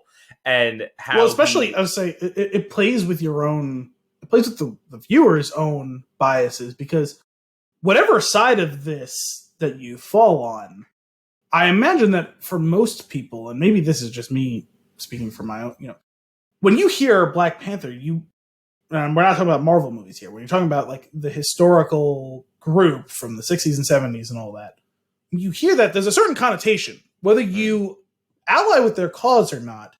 You either think of them as someone who is dangerous, or you think of them as someone that people think are dangerous. Right. And so to play with that very convention over the course of the movie, which is obviously a representation of something that happened in real life, whether it's 100% accurate or 99% accurate, whatever, is largely irrelevant. This character, this person, is presented to you, the viewer, and to the jury by the prosecution and the judge as someone who is dangerous and to be feared. And to find out that he's more restrained in control than most of the other people there subverts both the viewer's expectation and the prosecutors and the juror, and even ultimately the judge, in his disgust, has to realize at a certain point, fuck, even I overplayed my hand on this one, because even I've gone too far, no matter my personal distaste for the person and his cause and his actions, alleged or otherwise. He hasn't actually done enough for me to do what I've done. And the prosecutor, after all of that, who is trying against all odds, even though you can see some sympathy over the course of it to some of the causes, he knows he has a job to do. And even he's like, we can't do this. We can't do this. He did it. Joseph Gordon-Levitt did a great job there too, of you. I like putting him next to, William Kunstler, right? So it's Richard Schultz and William Kunstler. Like, yes, the two actors portraying those characters, like, they stand on a similar. They seem to have a similar moral code. One just happens to be representing just the garbage side of this, and is also like he's doing his job, but he's also not going to overlook like. I like he knows kind of how certain things need to play out, like that scene where he ends up calling for the mistrial, right? Like I like the way that is portrayed, where he's like he's very stuck, and he does need to. It's not the easy. He's in a hard position. It's not easy, but he does need to stand up against what's happening. Well, it's an incredible situation there, right? Because he wants a conviction above all else, whether or not he agrees or disagrees with the person, because that's the law and that's his job, right? And ultimately, he realizes that what's being done to this person is a violation of constitutional rights.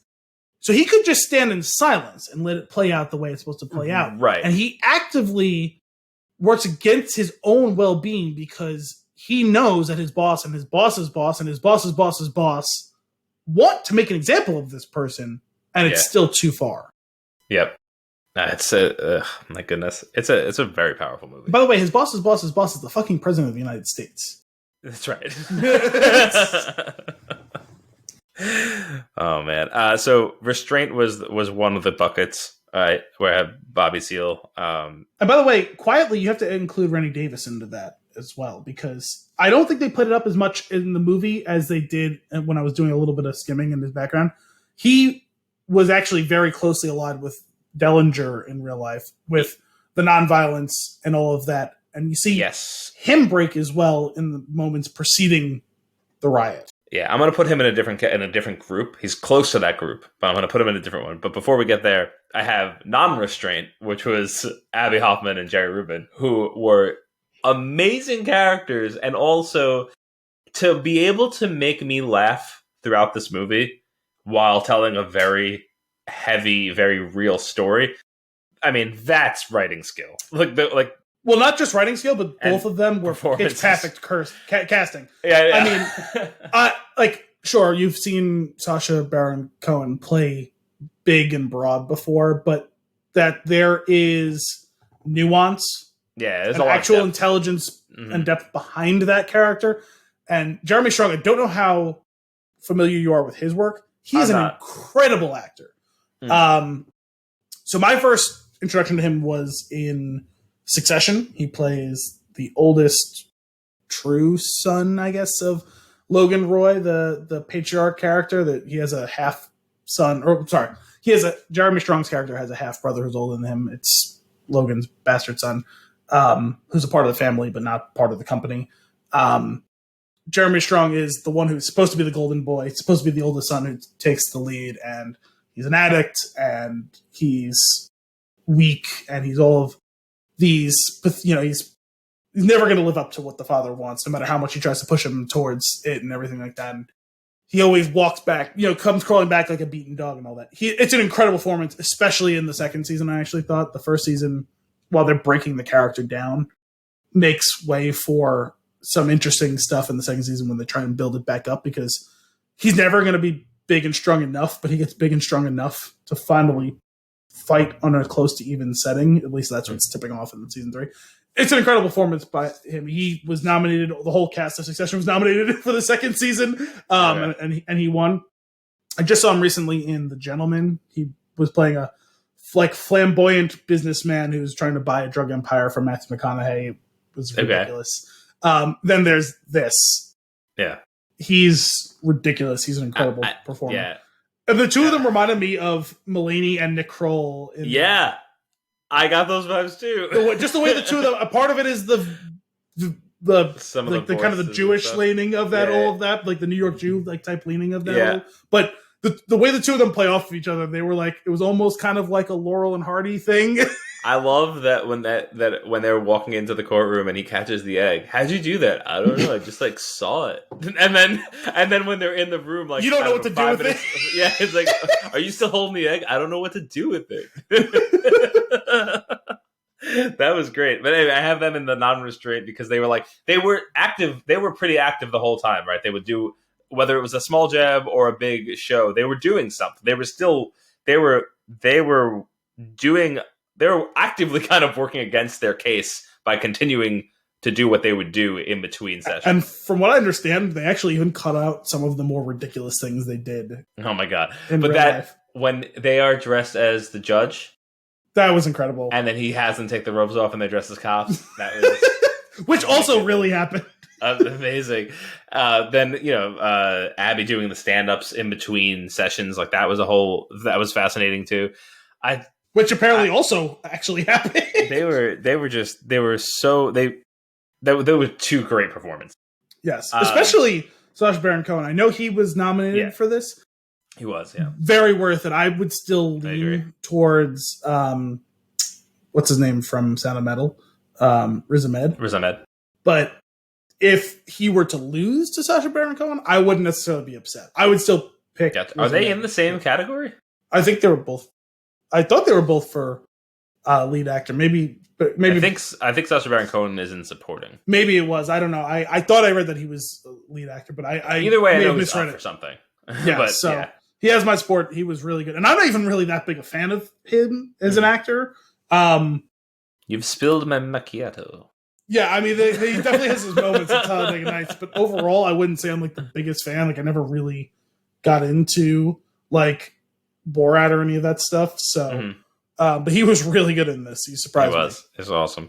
The third category that I had here was paralysis, and that's actually where I put Tom and Rennie. And because not paralysis, in that they were trying so hard to go about this the right way, following the system until the moment that they realize they can't, because the system is broken around them.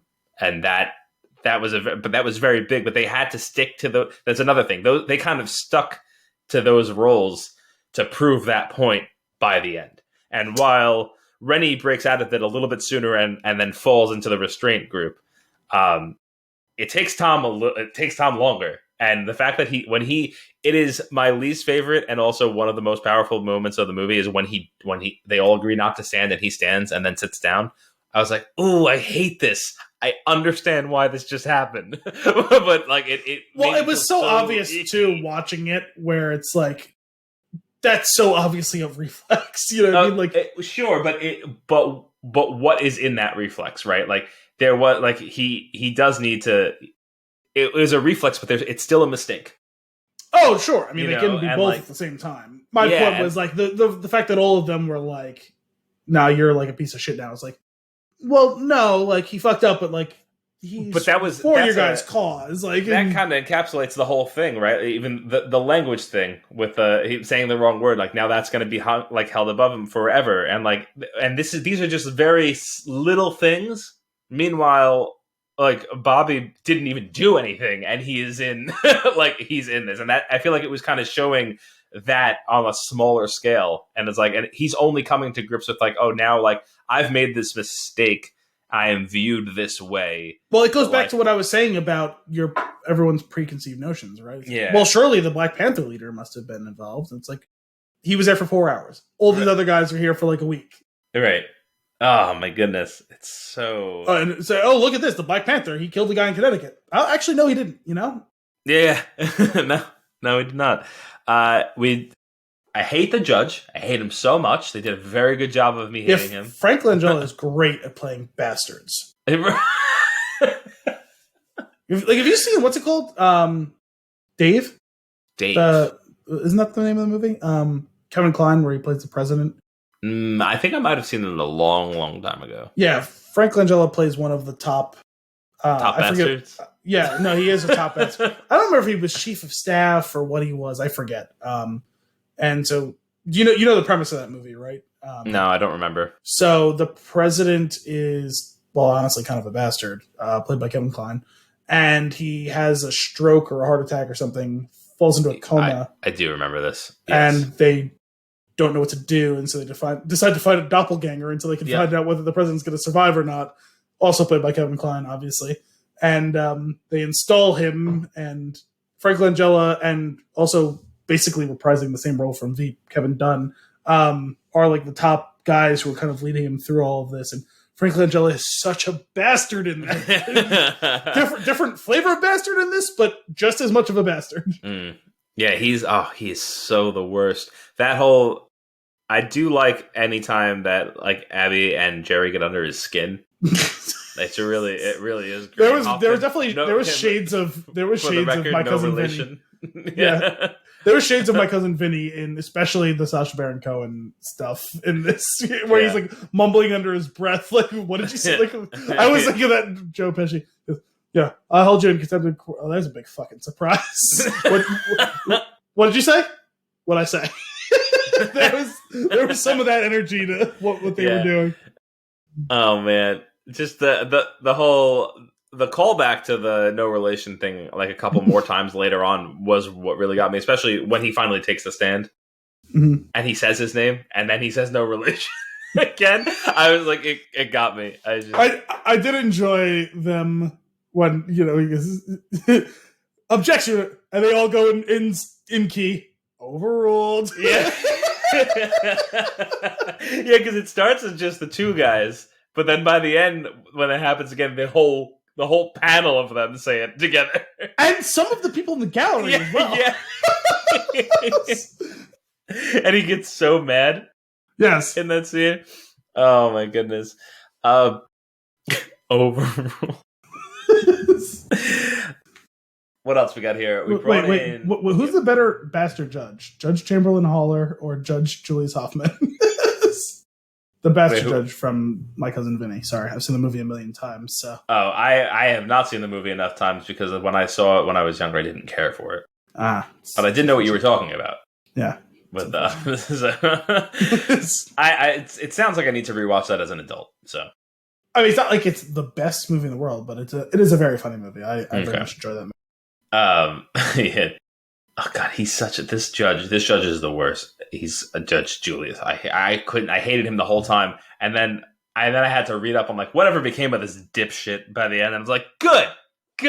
Like, well, I will say, juxtaposing bastard judges in those two movies, what ends up being entertaining with the whole My Cousin Vinny thing is he's a prick, but by and large, he's really just a stickler because you never get, with like one exception, there's one significant exception actually. You don't really typically get vindictive or like the feeling of vindictive from him. It's just he is going to follow everything to the letter of the law. Whereas, I mean, I'm not a lawyer, but based on my limited knowledge of law, this judge did things wrong pretty consistently throughout all of this. Namely, not allowing the postponement for Bobby Seale. It's actually egregious. And I don't know how there wasn't some recourse during the course of all of that for that, because he seemed to be pretty actively flouting the Constitution. Yeah. On top of that, which is absurd, and especially the way that they portray it, where he constantly is saying like, "This is my lawyer. He is not here. Here are the and he can't." And then the constant push, like, "You have a lawyer right next to you. Can't he?" Like that whole thing. That was because even if he insisted on maintaining the trial in that way, he would have had to have given him a public defender. You are required to sit with counsel, even if you don't want it.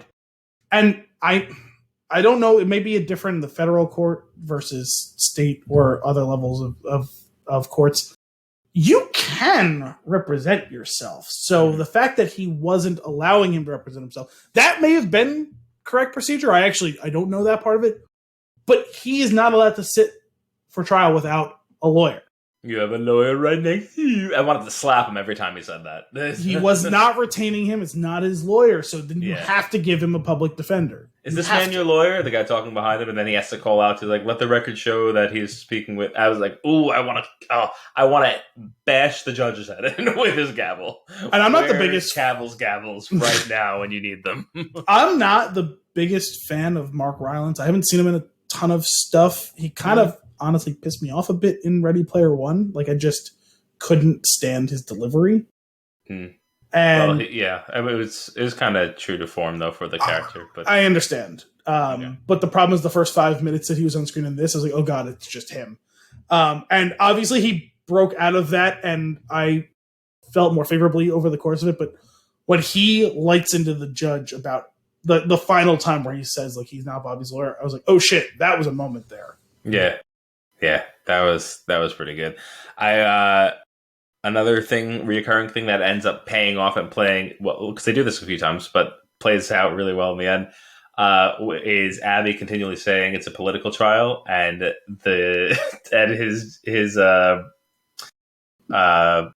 his lawyer it's like there's no such thing. There's this type of trial and that type of trial, and it's just a political trial. It's like, how many times have I tell you there's no such thing? And then later on, when they're in the room, and they find out about like the whole correspondence.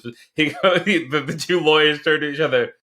Oh my god, it's a political trial, and then Abby just goes like puts his hand up. It's like, yeah. The one thing is frustrating, and actually, I didn't have time to find whether that was true, whether that kind of played out that way in real life or not. But like, shouldn't that have been really fucking obvious? Like, honestly, even to me, I was a little upset that I didn't think of it watching how it all played out, because I think what it was is I didn't get the timeline exactly. Oh. That I didn't get, like, it wasn't clicking for me that they were on trial like a year after what happened. So it didn't to me, I just read it as, oh, hey, we're the new guys and we're doing this thing because this thing just happened. It's like, no, this happened a year ago, fully a year ago. Like, it never clicked to me like, oh yeah, they were at the Democratic National Convention, which is before the election. The events of this pick up after the election. Duh.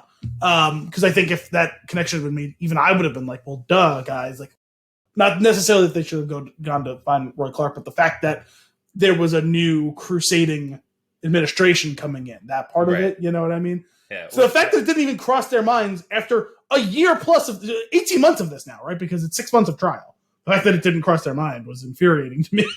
Well, I do like the way that they did lay that out for you, like up front. Like, you not piecing it together is not a mistake. Like that's totally fine. It's just like the way that opening sequence with Carmine Falcone, and he keeps harping on the. Like an hour before, like whatever, like an hour before I swore in or something, he gave his notice, and he keeps. That's not Carmine Falcone. Carmine Falcone is Tom Wilkinson, and that's John Doman. No, he's in Gotham. Oh, I was like, those are two different actors. Bad, like dogs. No, not that one. Well, I didn't watch Gotham. I didn't realize he was in Gotham. I was like, no. Who are you talking about? Well, because I know him from The Wire. He was always, I forget what, he was a captain at one point, and then I guess I don't know if he wasn't the commissioner. I forget what the fuck title he had, but he was just he always plays a prick, and he was a total prick in that. And, but he's a good actor. But they did harp on that a bunch as he was bringing in the prosecutor, which I felt it does hint at it. It gets it does. It just clear. Didn't click for me. Sure. What the relevance of all that was. It gets clearer when they unravel it for you, and then of course when they bring in this guy that we've been speaking about the whole time that we didn't know was going to be played by Michael Keaton was awesome. It's like, and that whole stick it to these assholes thing with the two guys in the room while he's sitting at his desk eating pistachios or something, and then I wasn't sure. Yeah, the lawyers and Tom come in, and he's like, "No, it's like that's okay. They could be here." And they were bummed out. Like, "Oh, great, this isn't going to go our way. I'll do it. You can't do it. I'll do it." See, here's the thing about I can't do it is I can. Yeah. And not only can I will, if for no reason other than to piss off your boss. Right. Oh my goodness, that was good, and that was the next thing that the judge did. That was a very big mistake, right? Was like, that was very relevant, was it not? Yes. Now, I forget what he said, but Clark actually does misstep ever so slightly in, like, he shows too much of his hand, because as soon as he lets slip that it's personal, the judge actually probably could have thinly hid behind it. Sure. But that's not what he does. No. Because if Clark doesn't say it, then I don't believe there would have actually been a basis for the judge to not allow it. Mm-hmm. Because you can restrict testimony. You can say you're only allowed to talk about X, Y, and Z. You're not allowed to talk through A through W. You know what I mean? Because that happens all the time. Like, you see, have that stricken from the record and this and that. And I've never actually been 100% sure how that works in real life, because as a juror, I did hear it. That's my point. Like, Now, which is how you end up getting with like hung juries and mistrials, which is complicated, right? Guilty, not guilty makes things very easy. It's binary, right? But which is why they wad the other witness so that they don't have the jury present for all of that and everything. Which that is how that would go down, I think. But ultimately, to me, to not allow him in would seem like a breach as well. Certainly, emotionally, right? We feel that way, but I think, again, based on my limit, I'm not a lawyer. It doesn't seem to me that it would be credible to not let that guy in to testify. Like, again, severely restricting. You can object to the second the question's asked before you can answer, and all those sorts of things, right? Because if you don't actually get the testimony out, you can give strict instructions.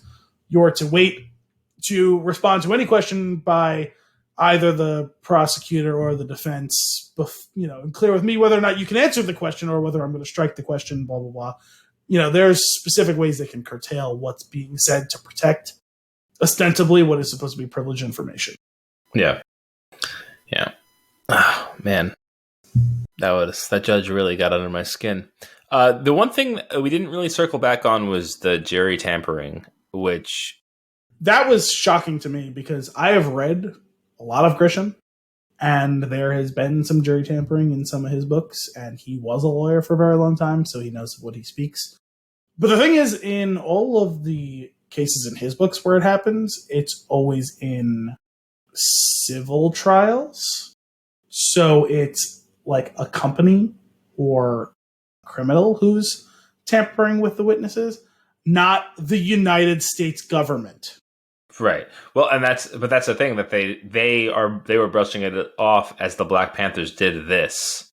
Yeah, which obviously they didn't. The thing is, it makes no sense. The stakes were too high for them to have thought to have done that. They wouldn't have done that. No, that's not what I'm saying at all. I wouldn't put it past me that at some point or other, in some trial or other, Black Panthers or any organization that is known to have affected some nefarious things. I'm not saying that all that they did, but like, there's a bunch of Black Panthers that would not have gone after the people that were on their side. Yes, that's the point I'm making, is that they were actively working against the cause that they were espousing by going after those specific jurors. So it was the worst. It was the easiest thing to hide behind, because you point and say criminal over there, and like, well, yeah, no, you're right, those are criminals. It's like, no, this is directly against their interest. Think for 1 second with nuance or whatever, and the judge was looking, obviously, for convenient excuses, because and this is dramatization, this is movie, so real life, maybe they tweaked how that happened. Right, but they were making it very show clear on in that screen. Moment. The judge had decided, and he was just looking for the cover. Trial started, like how this was all going down. It also goes to show that, they thought they were being clever and noticing these little notes that the jurors were showing that were on their side, and obviously it was too obvious, or the other side is pretty good. It's the whole point, right? And the prosecution noticed that these people were on the side of the defense clearly, and so they did what they had to do to get rid of those jurors. It is that, if nothing else, I'd like to research that to see what happened in real life, because you could make a whole movie on the implications, the fact that the government tampered with the jury in this trial. Right. That is insane. Mm-hmm. And also, forget about not just that, there was witness tampering as well, because very clearly the prosecutor nods to the undercover police officer, who then lies on the stand. Yep. Which, by the way, that character is a fabricated character, but still. I liked that whole thing, though, where I think it's Abby that turns to the rest of the group. Is like, were they all cops? Or like something. I forget. No, well, that might have been it too. I forget who said it. Wasn't someone in the trial, right? Or maybe it was one of the two guys who were the patsies.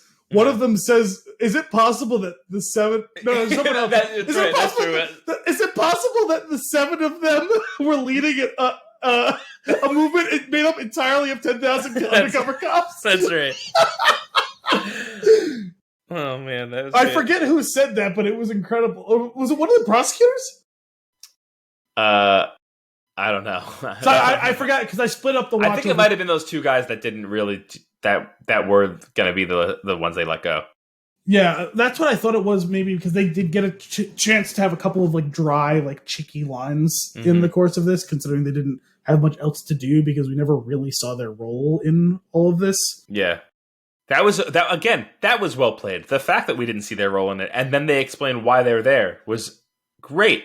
Like, that was well done. It's like, yeah, they're doing this specifically so that they could use you. You're just here to be used, and like that sucked. Like that really killed them. When you saw how powerless, like it washed over them, how powerless they were. Like, fuck, we support you guys, but our existence is causing you guys problems, and there is literally nothing we can do. To extricate ourselves from the fact that it's causing problems for you and undermining the cause that we actually believe in. Yeah. Oh man. Now another great, and it's just one maybe a misstep, could have done slightly better. Just I turned to Kim right when the movie ended for this one, but when Tom reads the final statement, or like their final words, and he's like, "What are the three things?" So he lists them off, and the last, all right, and brief. Got it.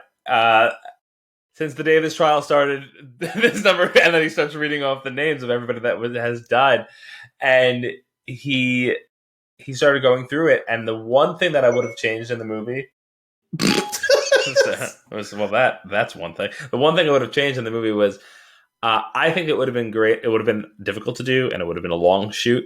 I think he should have kept reading, and I think they should have played that voice over the credits as it was rolling. And I think that would have made it just hit a little bit more. How long does it take to read 5,000 names out loud? A long time. Probably going to take a couple hours. Credits are pretty long. Couple hours? I don't think it's going to take a couple hours. Maybe he starts reading a little bit faster.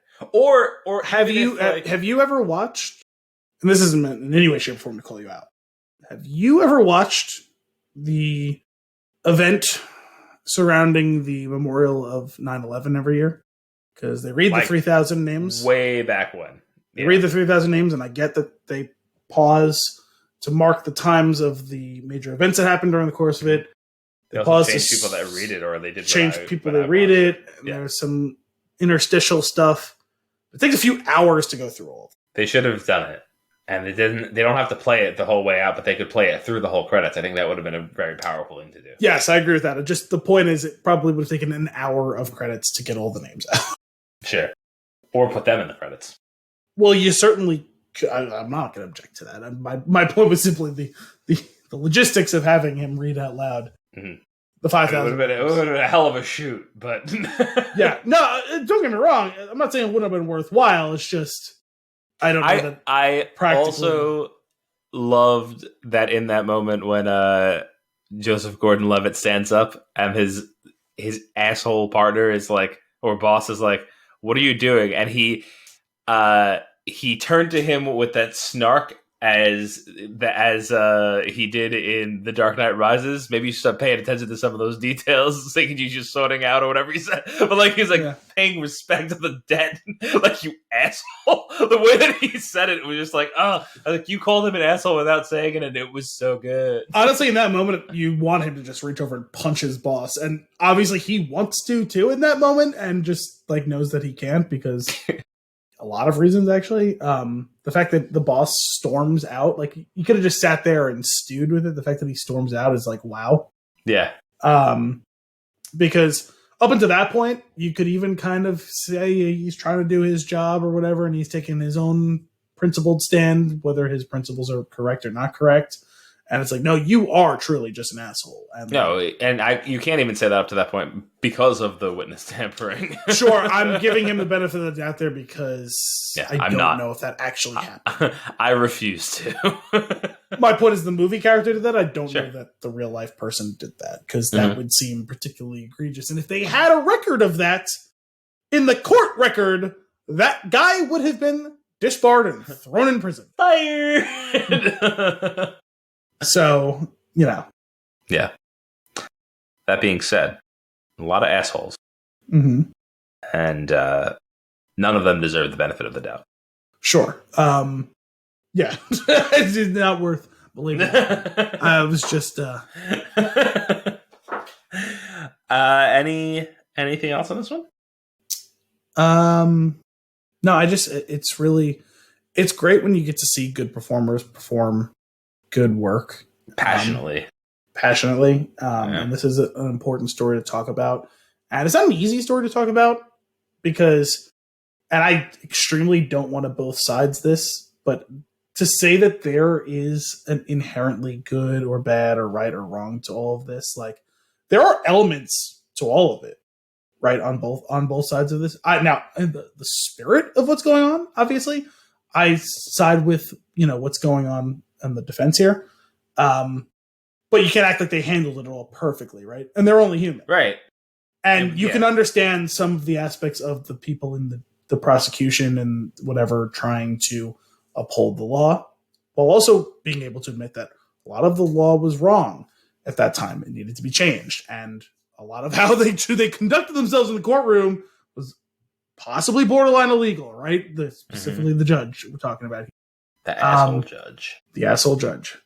So this is an incredibly complicated and difficult story to tell.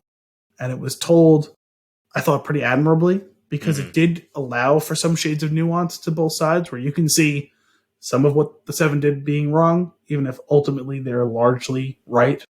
You can see some of the aspects of, okay, well, like, for instance, like the prosecutor, not the asshole prosecutor, the Joseph Gordon-Levitt one, trying to do his job or admitting that he knows that some of the job sucks and all that.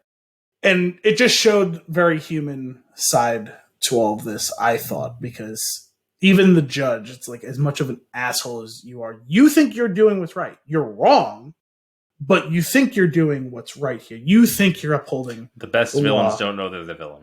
Exactly. That's kind of what I'm getting at. Yeah. And to see all of it, like I said, just performed that way, it changed my perception on a handful of the actors and actresses in this. I mean, not so much the actresses, because there wasn't really a lot of female actors featured in this. Tough too with a story like this, I guess. Yeah, I don't know. It was just it got to showcase a lot of talents that I already knew were pretty good, and then even I mean, it was a deep roster. Even like the other lawyer, he's been on Billions the last few years, and his role has grown. Even though he's like a tertiary character, he's a good actor. Like he always basically plays a lawyer. He's a lawyer in Billions as well, but he does the role well. Like I said, it turned my opinion on Mark Rylance. I'm not the biggest fan of Sacha Baron Cohen. He did a really good job in this. Yeah. I love Jeremy Strong, and it reaffirmed that. Honestly, I thought Eddie Redmayne was really good when he played. I was going to say, I thought he was really good when he played Stephen Hawking, and hasn't been good since then. Oh, to be fair, I never saw The Dangerous Girl. I know he was nominated. Never saw the movie, so I don't really have an opinion on that. But everything else I've seen him in, other than that, he's been really annoying in. And he was good in this again. Like, not as good as the top performers, but like enough to check the box back to where I'm like, oh, well, you actually do remember how to act. Stop doing those weird, annoying voice things you do in some of those other roles. Yeah. Good movie. I just want to just go back for a second. I said the best villains don't know they're the villain. Exceptions. Ulysses Claw. And the Joker. But he's a campy villain. It's different. But isn't he so good? Yes. But honestly, though, the Joker doesn't even think he's the villain. Yeah, that's true. At least not the best interpretations of the Joker. Yeah. No, he doesn't think he doesn't. Yeah. Yeah. That's fair. Oh, man. I love movies, Al. I really do. It's a good thing we have a movie podcast in which we talk about them. Well, that's all for this week's episode of Flix and the Six. We hope you enjoyed it. As always, if you have a movie for us to review or nuggets for us to discuss, you can send those requests to flixandthesix@thespintune.com, tweet us at thespintune, or hit us up on the site, thespintune.com. Tune in next week for more movie and beer goodness. Until then, I'm Anthony Costanzo. And I almost took a sip of beer while you were trying to play us out. Thanks for coming out.